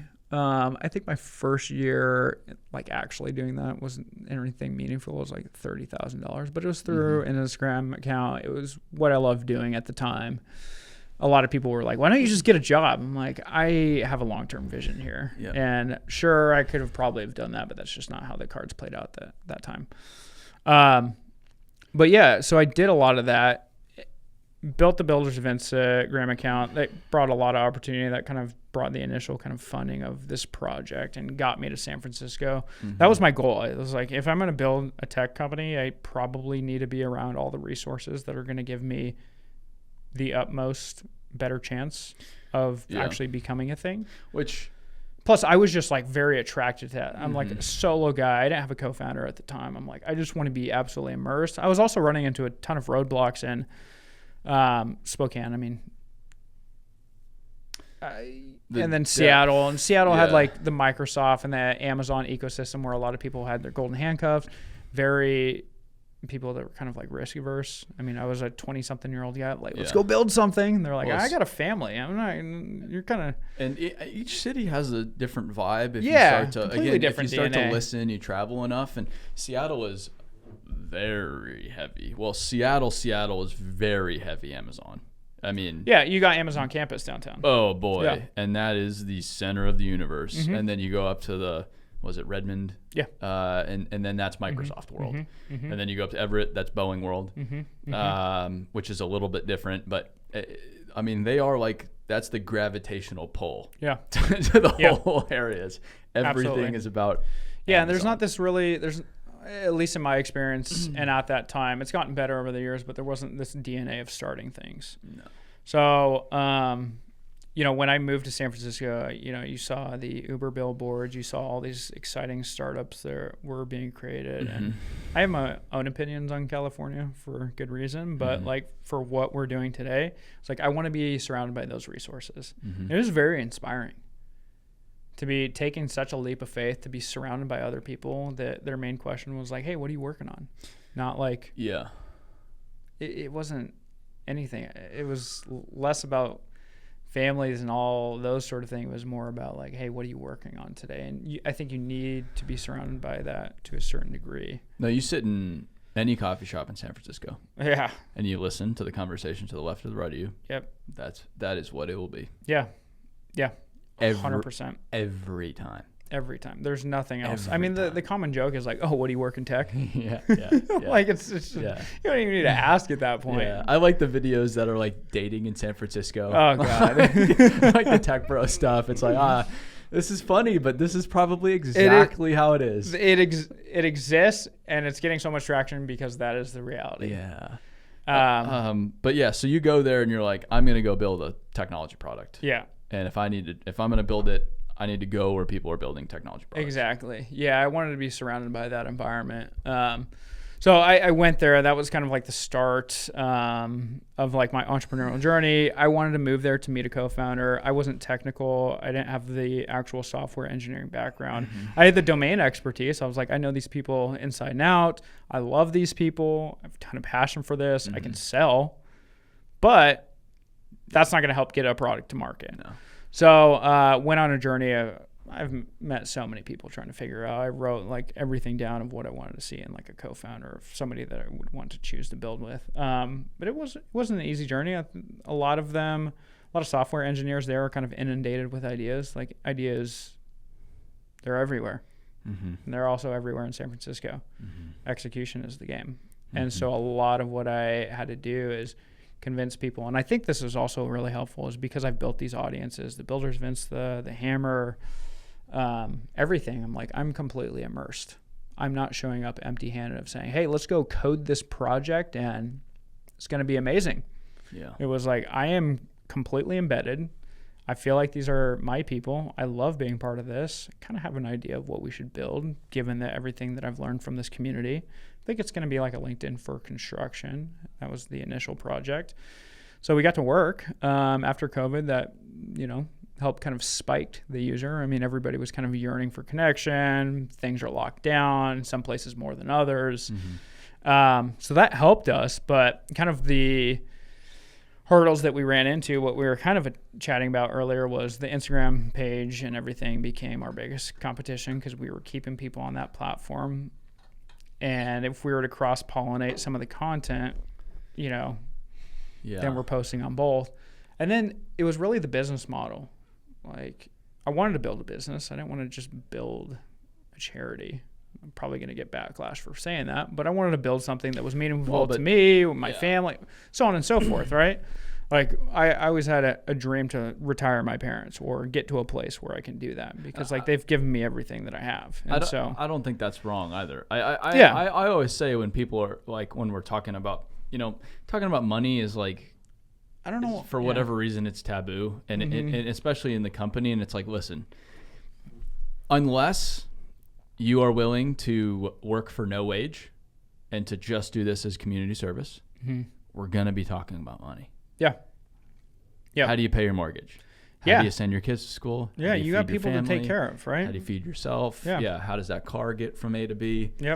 Money. Money. And we were making none at that time. It's a problem. It is a problem. It's a real problem. And I mean, it really felt like a noble cause because everybody you would talk to, and they're like, oh, you're going to help solve the labor shortage. It's like, all right, well, we can help provide a bridge. I don't know if I can necessarily solve the labor shortage because that starts maybe at childhood, maybe that's apprenticesps. Like, we're not solving that part. It's a whole nother conversation. But a lot of people easy to solve. Okay. Yeah. You're playing this up. Well, come on. No, you just didn't try hard enough. All right. Yeah, I didn't try hard enough. God damn it! Thought I was gonna come on here and tell you I solved the labor shortage in the workforce. I've already solved it. Sorry, I beat you to it. Well, we're done here. That's why there's bags of money laying around everywhere. Yeah, I saw you kicking that stuff under the desk over there. Yeah. But at that time, I think the next thing that we kind of we're moving into is like, all right, we got workers on the platform. We should start testing the business model. Let's try like a staffing agency type of model. I don't know if it's necessarily just going to be job postings because people can do that on Indeed and these other things. So we had started working with a few contractors and they're like, hey, these are the roles that we're starting to fill. So we were just going through our database, going through the skills that were put on these profiles and everything. The thing that we ran into is like, these guys are just getting jobs from their uncle, their previous foreman, their supervisor. Yep. The construction companies didn't really want to pay for staffing. I think it's a lot of issues. The guys weren't showing up to the interview. Yeah, the staffing doesn't work all that well. I haven't seen it work. the guys weren't showing up to the interviews, profiles weren't filled out, and it sounds like I'm dogging on the guys. There was actually some great people that interviewed that may or may not have gotten a job. Well, but the thing is, too, is like set. the staffing, too, it's like you're not staffing like a general labor. Like if you actually need a business to make money, you're probably going to be staffing for more of the managerial roles, the foremans, the supervisors, the project engineers, the construction managers. Estimator. Yeah. So that it actually justifies the placing costs, right? What we ran into is there's a million boutique staffing agencies. There are. And people were just they were circumventing the entire kind of business model. So we tested that for a little while. We just got to a place where we're like, we can't really figure out the business model here. What this had kind of basically my entire journey is just like keeping my ear to the ground, keeping a pulse on the industry, talking to people, listening, not making assumptions and thinking I'm right about everything. I've never done that. If anything, I'm more of the person where it's like I want to find the quickest way to prove that this thing works or doesn't. And what that kind of led into is we're running into a bunch of hurdles in terms of that business model working and everything. I really got to a point where I'm like, I don't think that there's actually a business here. And there were other people trying it too. Yeah, that had money behind them. Yeah, a few come to mind that they raised some serious rounds to go do this. Yep, they did. To my knowledge, no one's done it. No one's done it. Yeah. And I think, I mean, we can get into this, but it sounds like a noble cause. Bought by a big company and then murdered. Yeah, could have been. There was a couple players coming up, but I mean, we saw a lot of holes in it. They didn't have data or buying users, and I just saw it playing out in a bad way of like not a sustainable business, really. I mean, because it's really hard to go displace or build a LinkedIn for any industry. LinkedIn's really good. Yeah. And you might say like, really oh, good. well, like it has this type of user. It doesn't fucking matter. You have economies of scale. It's really good. Yeah. It's really good. I'm a fan. And also you need people to commonly come back to your site to create a business model around it. So during that time, we started hitting the ground, just boots on the ground, talking to a lot of contractor friends. What really this led into is I had a conversation. It was one conversation that kicked everything off to what we're doing. So a lot of people have probably like stuck out this episode and they're like, payroll sounds fucking boring. It is. Where it all changes. Super lame, dude. I mean, we love it, but we try to, we want to master the boring. But as far as importance is concerned, it's pretty key. Pretty key. Yeah. Families need to be paid. They need to be fed. But one conversation kind of changed everything. I went back to one of my buddies' business. He was based in the Bay Area. He had a framing company, about 50 people. And kind of by chance, just like in a conversation with him, he's like, hey, my wife is just inundated with paperwork today. I don't want to touch the paperwork. I don't want to like do the conversation. Just come down, meet with Kim, and just like, you're the techie. I don't know. Like maybe there's a better way for us to do things.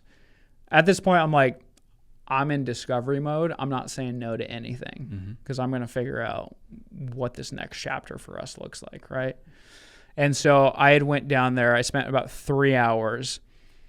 She's taking me through all of her process, everything from how they track their time, they're paying people by checks, paper time cards, OneDrive for employee information, Excel spreadsheets for trying to figure out the prevailing wage calculations, because they were doing both prevailing wage and private work. Yeah. And so I just remember like one thing that she had told me. She's like, my mom comes in every single week with me ever since we won this prevailing wage job. We thought it was a big contract, and I fucking hate it. Yeah. It's like, all right, that's kind of interesting. I came from a residential background, so I didn't really know a ton of those things, but I was curious enough of big contract, said they were making money, but they hate it. Well, what's that mean? And so I sat there in that conversation. We stayed there for about 3 hours with her. And I just asked her, I was like, do other people have this problem, or is this just specific to you? Because it seems like there's resources that might be out there. Like, what's the real issue? And she goes, I don't know, but it sucks. And I kind of just left it that. It wasn't some like grand aha coming away from that meeting being like, that's exactly what we need to do. And the only learning from that was I think we need to double click into that. So this was when? Probably like 2022 because we had pivoted going into 2023. So is that when you got into Y Combinator? Yeah, so we got into Y Combinator the beginning of 2023. So I feel like that is when I saw you got into Y Combinator because you were sharing about it or something online, maybe LinkedIn or something. I think we went out to dinner. Was it before that or was it after? You were down this new path at that point. Yeah, maybe I was even in it or right after. Yeah, no, you were like headed down it. But this is when you just gone down it, and I remember like, that's interesting. And I remember like clicking on your website and looking at it, and it was completely different. Payroll software. I was like, But I was like, they're figuring it out. Yeah. Because I think a lot of people see that like, oh yeah, the whole original LinkedIn for building people didn't work out. So now here's the next thing. And maybe it felt like that a little bit, but I saw this because I've been going through the same process. Iterative process as well. Yeah. And I knew it's like, one, that's not easy to do. To go, to take something you love out back and shoot it, like that's hard. Yeah. And then two, it's like, oh, they're figuring this out. They're barking up the right tree. And now you've had 2 years. Over 2 years. And it definitely felt like that because we had like a town hall with all the key members that were helping catalyzing that kind of initial idea and everything. I knew these people's families and everything. Like all of this, I had written handwritten notes to a lot of people that joined. I mean, not 12,000, but hundreds. I mean, I was doing 10, 20 a day. Yeah. Like me personally writing them, sending them. Yeah. And so it definitely felt like that, of like taking this thing out in the back and shooting it. And we had a town hall with them and saying like, hey guys, this is the reality of this situation. This is where we're going. I had a couple people call us out and they're like, hey, you did this for an experiment. I'm like, I mean, a little bit of a lengthy experiment. Was sleeping on couches and air mattresses. Yeah. Like, sounds like I got the. Did I show up here to bed? Yeah. No. I feel like I got stiff armed more, if anything. But what was kind of key about that is just the transparency. I mean, one of your guys' core values is transparency, and I've always been a fan of that. Of like just transparency wins. Transparency wins. Dude, it always wins. And what's cool about that is some of the exact people that we had the town hall saying like, hey, we're sunsetting this thing. I think this is where we're going. Mm-hmm. Do any of you want to come with us? And some people were like, I love you guys. You guys care about the industry. We've seen that you guys can build things. Like, let's attach to your guys' hitch. And some of those became our earlier customers. Nice. But all of that started because when we truly made the decision to kind of go down the payroll route was I didn't want to go down this experiment alley of let's go build something for the next 1 to 2 years and then try to figure out how this thing makes money. Mm-hmm. I was like, I want to try to make money or like get these stingy contractors. I mean, I come from a construction background. Like my dad's frugal. Like getting them to fork over some money is like a huge vote of confidence for like anybody. Detriment. Yeah, and but it's not like not like asking your buddy for money too. Of like, hey, will you support this thing? It's like asking a complete stranger to take a bet on you for something that's probably going to be half baked of what might exist in the market, and it's going to be a process. So our goal before we got into Y Combinator was if we can get 5 to 7 paying customers before this thing actually exists. So we're going to show them designs. We're actually going to show up with like a little bit of a presentation. Here's some mock-ups, how this thing should work. We're definitely open to feedback because we don't have all this figured out. But if you write us a check and we get 5 to 7 customers, pay us before this thing exists, that'll be enough for us to at least start. Mm-hmm. And that was going to be more money than we had made during this whole thing outside of the Instagram account stuff. Yeah. And so that was a huge vote of confidence for us. And I think probably what got us into Y Combinator in the first place of like, let's just like summarize the application, domain expertise, found a technical co-founder, has customers, but doesn't have a product. It's pretty good. Mm-hmm.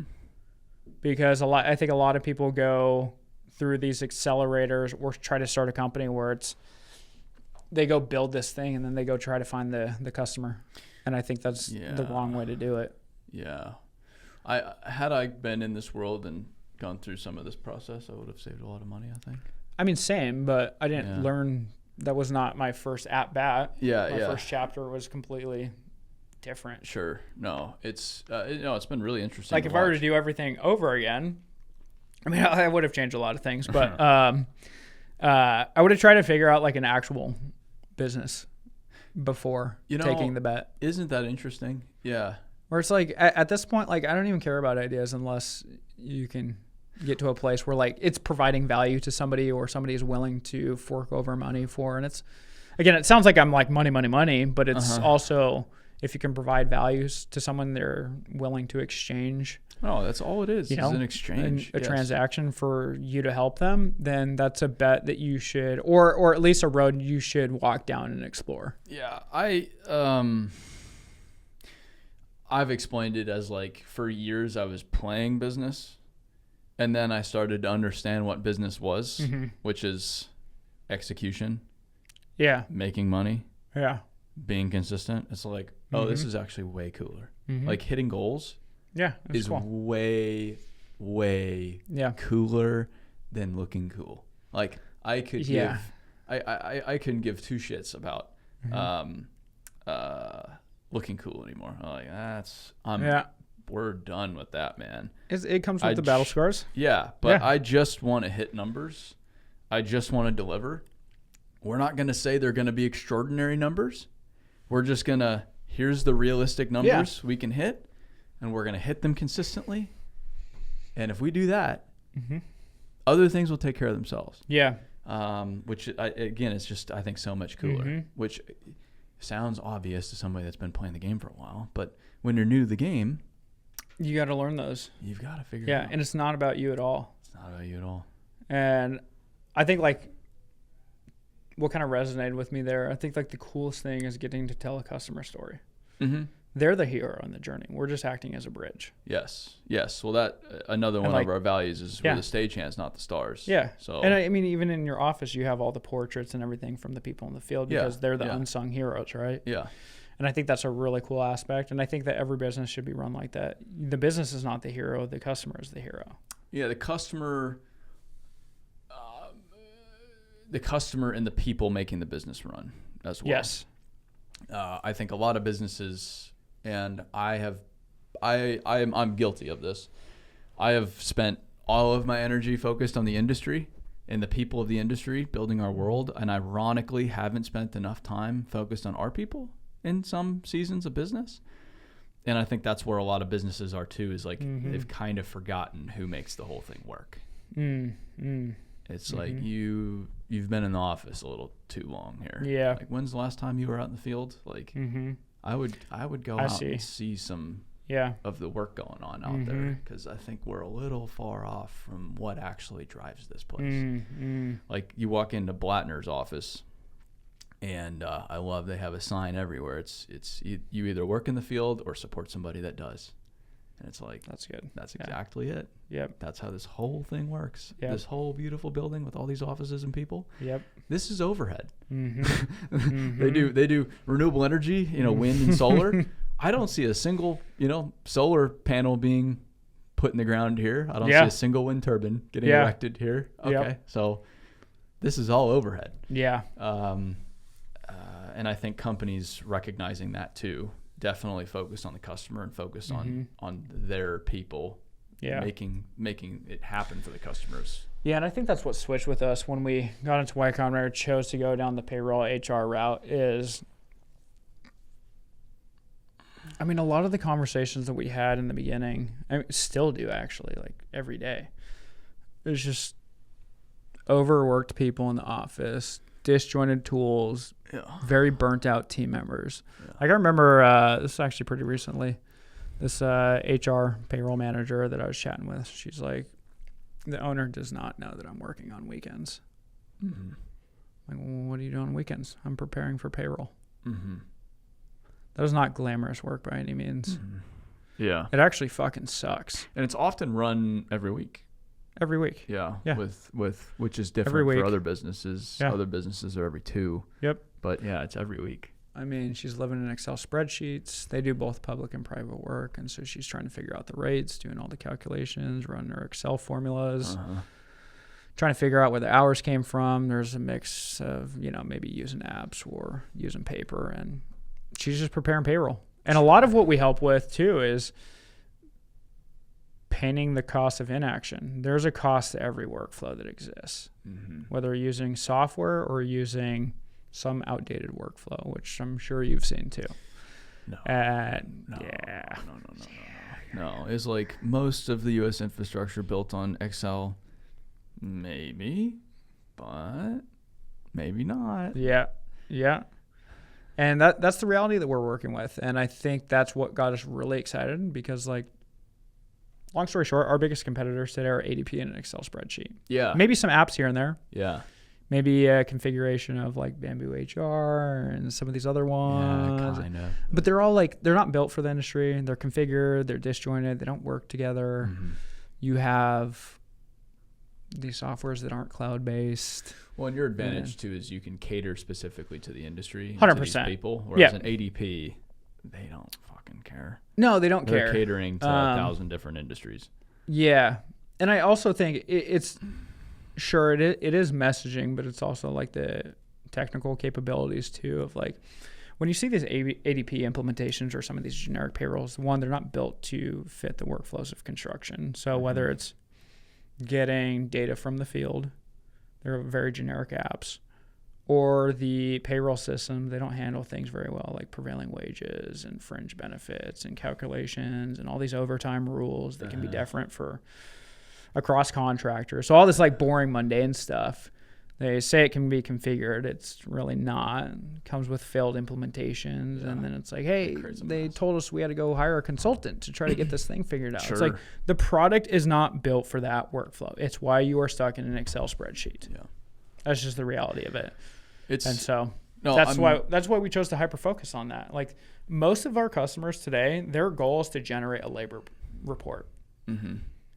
I want everything to calculate our fringe benefits, our prevailing wages. We do both public and private work.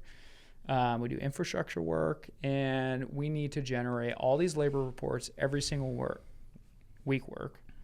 And they need these certified payroll reports, and everything is manual through that process. Sure. Talk to teams every week. All right, maybe you got a configuration of paper, maybe they're using some like time tracking solution. All right, I got to extract that data. Let me put it into our Excel sheet. Let me manually key this into our payroll system because it doesn't work with our tools. And then I got to go fill out these government reports because, we're mandated to. Yeah, well. And it's just a pain in the ass. And that's a whole can of worms too. Like you learn about prevailing wage and you're like, oh, that's great.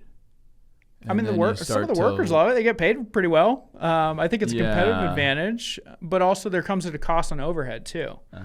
So like when people come to us and they're like, hey, we're tthinking about breaking into prevailing wage. I'm like, you have a lot to learn. I don't think we're the best solution today because you don't want to automate the things that you don't see or that you've never experienced. Because just certifying that payroll sounds great in practice, but if you don't understand the inner workings of that or how you arrive at those numbers or you can't manually reconcile those things, like you're not only getting slapped on the wrist with a penalty, but you could just be kicked off that site in the first place. It's, again, I think it's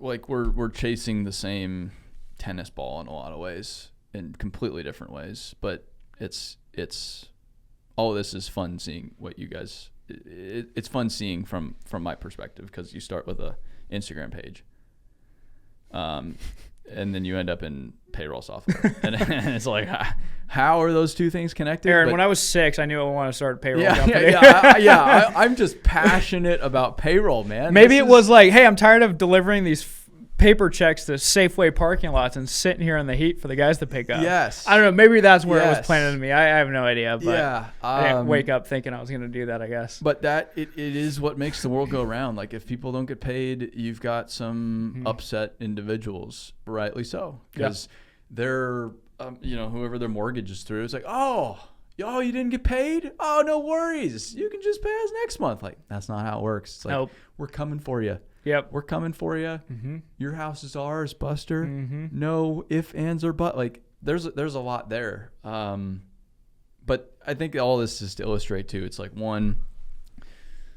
solving problems is messy. Mm-hmm. And two, there's a lot of opportunity in construction with all the inefficiencies. And again, that's what we're after as well, is where are these opportunities Mm-hmm. and how can we serve the industry by Mm-hmm. making them more efficient, effective? Like I'm not here to tell somebody how to build a bridge better. They've got that figured out. You guys do a pretty good job of that. You put asphalt down just fine, pour concrete, move dirt, lay pipe. You just keep doing that. We're just going to help you do it more effectively. Yep. That's it. It's that easy. Anybody can do it. Sure. So, I'll call you when we make money. Just don't hold your breath. No, we're doing just fine. I mean, it's a process. Yeah. And I think that's one thing that you guys have learned too, is like you're constantly evolving as an organization, right? You've fully leaned into the tech side of things with the product that you guys are building today. And yeah, if you traced our journey from, and I couldn't have told you it would end up this way, but me, again, sharing on Instagram, tractor pictures that I would take without permission around Dallas-Fort Worth, primarily in Phoenix, with a drone. Would do a very shitty job editing logos off and would just put them on the internet. From that to, we have a leadership conference. Wouldn't have thought we'd be in the event space, but here we are. And then we have a training and development software, daily improvement type software platform. It's like, okay. But I think we're similar in the fact that we've always had, like, I struggle a little bit when people are like, you've been so wish-washy. It's like, as a business, sure. However, we've always said that we're going to make the industry better. yep. That's been the goal the whole time. That I have never been inconsistent about that one point. You cannot point to a single data point that says I've been inconsistent about that. We've been inconsistent about that as a business. That said, like, has it been messy? Sure. Have we made a lot of mistakes? Sure. Have we gone down a lot of rabbit holes? Absolutely. But we've always been 100% dedicated to this one thing. And I think that's where you are as well. Is like, I've always been dedicated to making this world better. Yeah. It's just taken me some time to figure out how. And you're still figuring it out, which it's the whole point. That's the whole process. That's the only way to actually do it.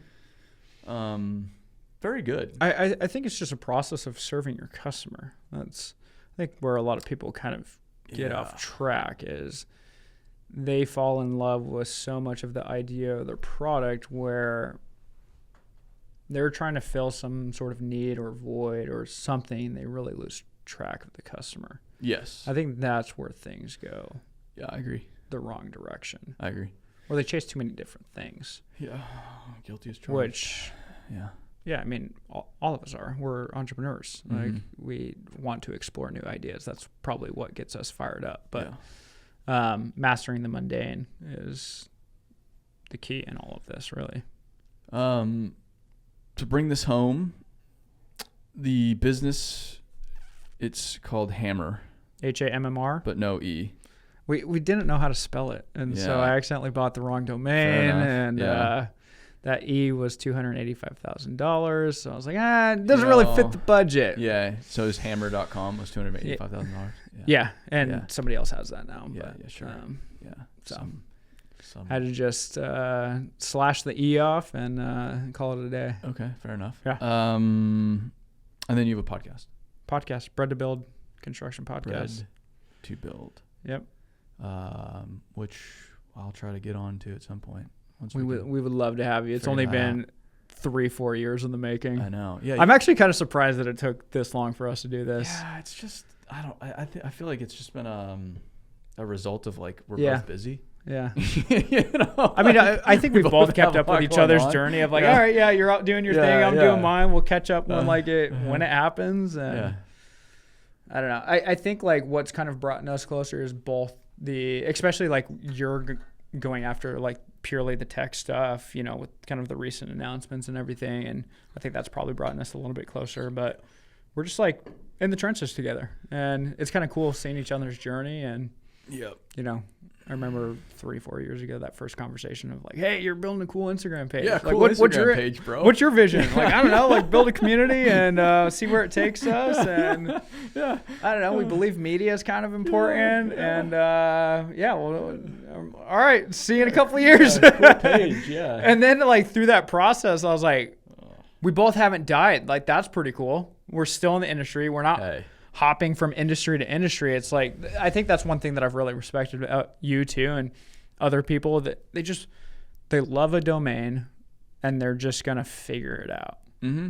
No, I've had the benefit of seeing all the other stuff. So I don't have to think about it. I don't have to be like, well, what if I got into like big business, or what if I did real estate? You know, I've seen it. Like, it's not for me. Yeah. This is it. And this is going to be it until the day I die. I have never been more sure about one thing. That's probably the only thing I'm sure about is like, this is it, man. And I've seen a lot. I mean, I'm 30 years old, but I've been to more places than most people. I've met more people than most people in a lifetime at this point. So it's like, this is it. I don't need to think about anything else. Yeah. And it's cool that you guys have figuring out that lane too, because I can very much resonate. It's like when you feel something, when you have customers that are raving about something, it's a very reassuring thing. And then you start living vicariously through your customer of like, again, they're the hero. We're just the bridge. They're getting a lot of success using our platform that does X, Y, Z. That is a very reassuring thing. That finally we've been able to feel too, and it seems like you guys have too, which is, I think that's very addicting too. It's the coolest thing in the world. It's the coolest thing. Oh, it's the coolest thing. You get an email from somebody or a phone call, and they're like, "I got my nights back." Yeah. Yes. Or like, "Hey, I'm a new controller." Like, this is our specific experience. I'm a new controller. We came in to revamp things, and like, they look amazing in front of their team. It's like, you came in to revamp these systems. You put something in place. One, you took a bet on a startup over like a big payroll company, and it's completely changed the direction of a company. Yeah. That's freaking cool to us. Yeah, it's the coolest to create legitimate value and change in the world. Yeah. I mean, even this morning, it's not a product example, but it was like a guy, he just reached out randomly on LinkedIn. He's like, hey, can I introduce you to somebody? I'm like, yeah, absolutely. Because I kind of know him, but I haven't talked to him in years. And in the email then, he was like, I was watching his videos with my kids the other day, and I thought I should introduce you to for this reason. And I was like, that is cool. Like, that's so cool that I have the ability to create that opportunity. That is like him and his kids watching something they're excited about, and his kids learning about how the world works. Like, man, that's awesome. That's why you do it. Yes. It's less about like the billion views. It's more about the impressionable kid that says something good about what you guys are doing, or gets a nugget. The views, they don't get me excited one bit. It's that stuff that is just the coolest damn thing. Or I went to that show again on Sunday, and there were these toddlers, these young kids that had drawn me a dump truck, and they were so excited to meet me because they watch all of our videos. Yeah. And then I met a bunch of old guys in their 60s and 70s that were so excited to meet me because they watch all our videos. Yeah. And it's like, that is amazing. Like, there's 7 decades. You're covering a lot of ground here. Yeah, that people are just like, the one thing that those guys can resonate with the younger generation too. It's got so like the cool. 70 and the 7-year-old, and both like, we love this. Yeah, it's so cool. Yeah, it's just awesome. And then on the product side of things, if we can make people better, like even Dan was making a note this morning. He was like, I was just watching a video on like how important protein is, and I'm not getting enough protein. And it's like, this is the kind of stuff that really makes a difference in this world. Like the safety stuff, equipment stuff, job-based stuff, cool. Oh, yeah. That's important. But like, this is what changes lives. Teaching people how to be a little healthier, teaching people how to take care of themselves mentally. You know, we have a lot of mental health stuff to talking about pill addiction, alcohol addiction, suicide, like stuff that is not being talked about. And it is being talked about, but not in like a helpful way. It's like we need to talk about it. It's like being talked about in a generalized sense of like industry has this thing. It's bad. Yes. Like we did an episode a while back with this guy named Garrett. I don't remember the podcast episode, so if anybody wants to go check it out, they'll go and find it. But we had chatted with him, and you know, he had a drug addiction, alcohol addiction. Yeah.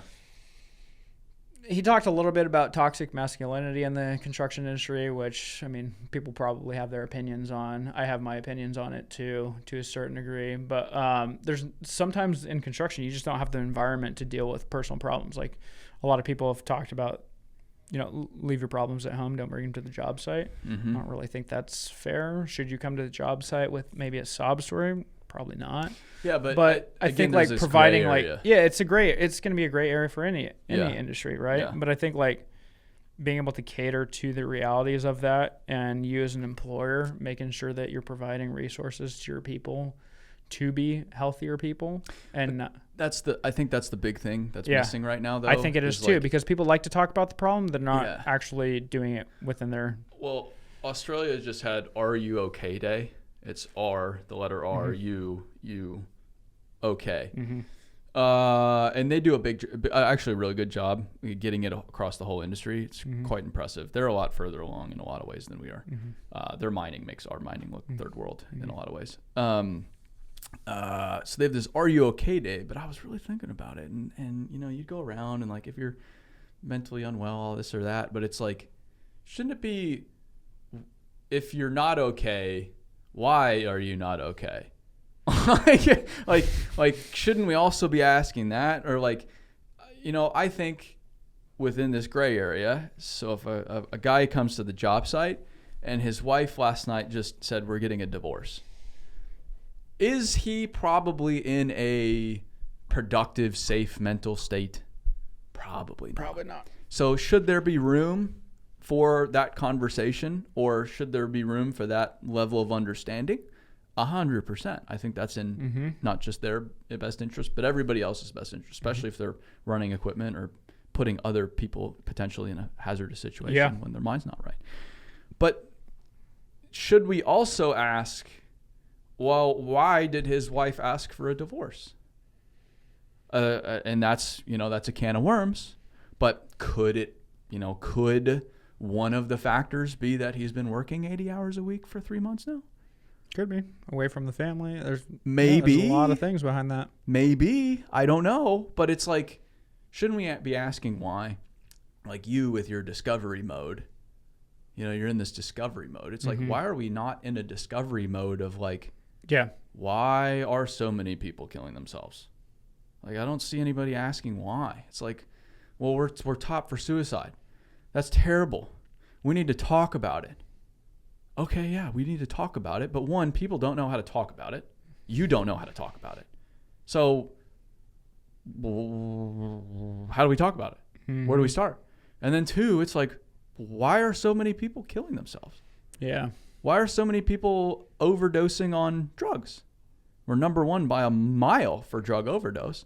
Well, that's because they're just addicts. So they're just addicts, not my problem. And it's just, that's that.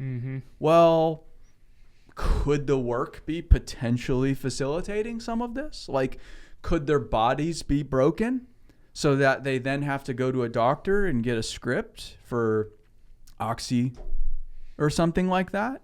And then they get hooked on it like that because, boy, is that shit addictive. And then the script runs out. They're somewhere else. They don't want to go back to the doctor. Or they can't go back to the doctor. So you just get some pills from your buddy who you trust. You've been working with Chuck for 3 years. You know this guy. He's not going to give you, he's not a drug dealer. You go get these pills, next day you're dead. Well, they're just an addict. Well, why? Yeah. Maybe they are, because you are attracting people at the bottom of the barrel within this industry in some ways, which is fair. Yeah. But then is that just reality? Like, well, these people are just shitheads. Yeah. Like, but then that's our view of people. Like, you can quickly like, I think part of the not problem, quickly, but it's like you can ask why and start to just dig through it a little bit and be like, oh, okay. Well, I'm sure there's a bunch of different employers doing this. But one example that I love is my podcast co-host Keith Jr. works at K&L Industry. One thing that I love about them is I think what you and I are talking about right now is like the generalization of mental health, suicide, some of these other things. People love it. Feels good to talk about the topic, but maybe people aren't putting in the actual effort to address it head on with their own organization. What I'm arriving at is the one thing that I've admired about K&L Industries is they're taking their people out on retreats. Mm-hmm. They employ they're a second chance employer. So people that have been down, the wrong alley, let's just say. Yep. Second chance employer, and they talk about this openly and willingly because Keith Jr., now the CEO of K&L, also went on this like 5-10 year journey that was also a drug addict. Is now sober. Yep. So what I'm arriving at is, sure, maybe the owner's story resonates and makes people feel like they have a home because they are a second chance employer, but in light of that, they're actually addressing the issue. They're not ignoring the fact of like, oh, this will never happen to us. Like, our people don't have this. It's like people could be dealing with a million things. They might be addicted to whatever it is, or dealing with like a personal struggle. I mean, humans are messy. Yes. And you should address it.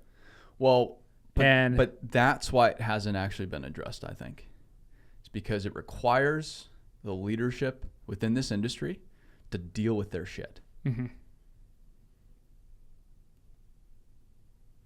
That's what's required. Mm-hmm. He's dealt with his shit. He has. Yeah. That's where it all starts. Yeah. That's where it all starts. And I think it's having empathy for the people too, where it's not like, hey, leave your shit at home. Well, because you've dealt with your shit. Because you've dealt with your shit. You have that level of empathy. And you have that level of empathy, but you're also willing to have an open conversation. So like, furthermore, like what they do, it sounds like I'm kind of like tooting their horn or being like rah-rah about them, but I've just like seen some really amazing things that they do. They do financial planning for these guys.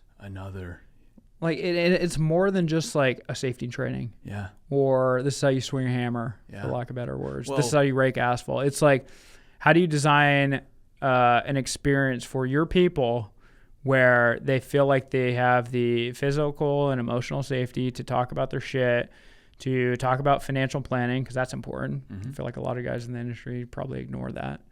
But like financial planning, relationships, just like so many different areas that I don't think like a lot of employers really touch on, because it's like, oh, those are your personal things.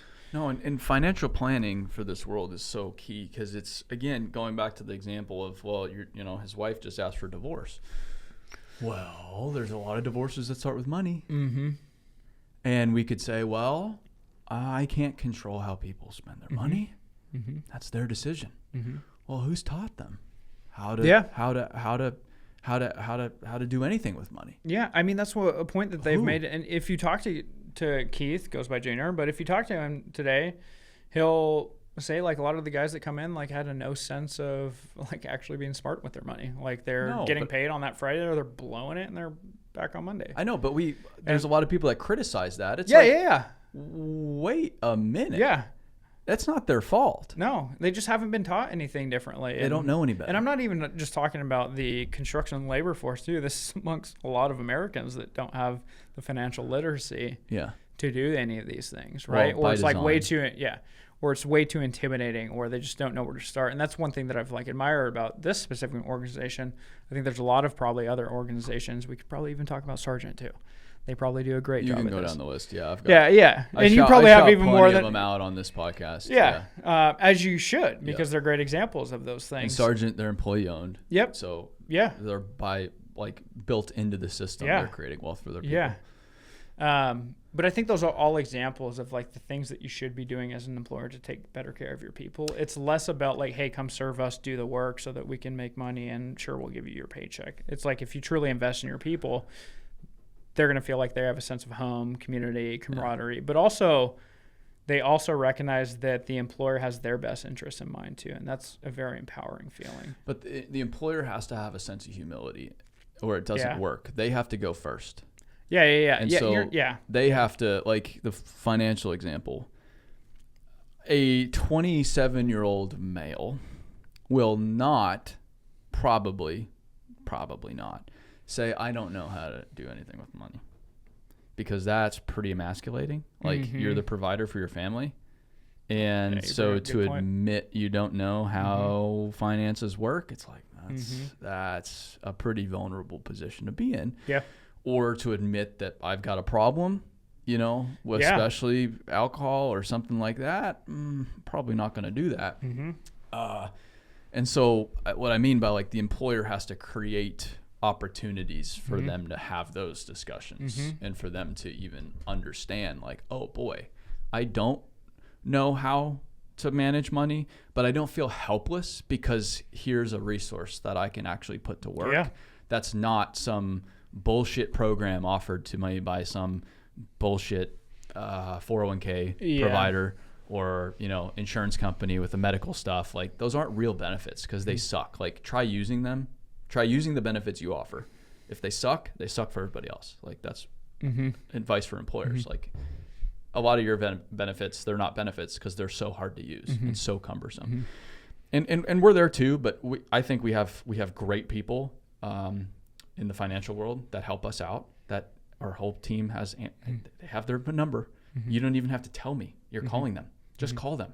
Please just call them. We have Build Well, U-Turn Health with Rich Jones. It's a program. Here's a number. You or anybody in your family can use this. We don't even know about it for anything. It can be addiction. It could be stress, anxiety, whatever it is, relationship problems. You just call them and they're going to at least talk to you about it. And I've used it with my family. It's been great. It's like, because do we have a solution through our insurance carrier? Yeah, we do. Is it worthless?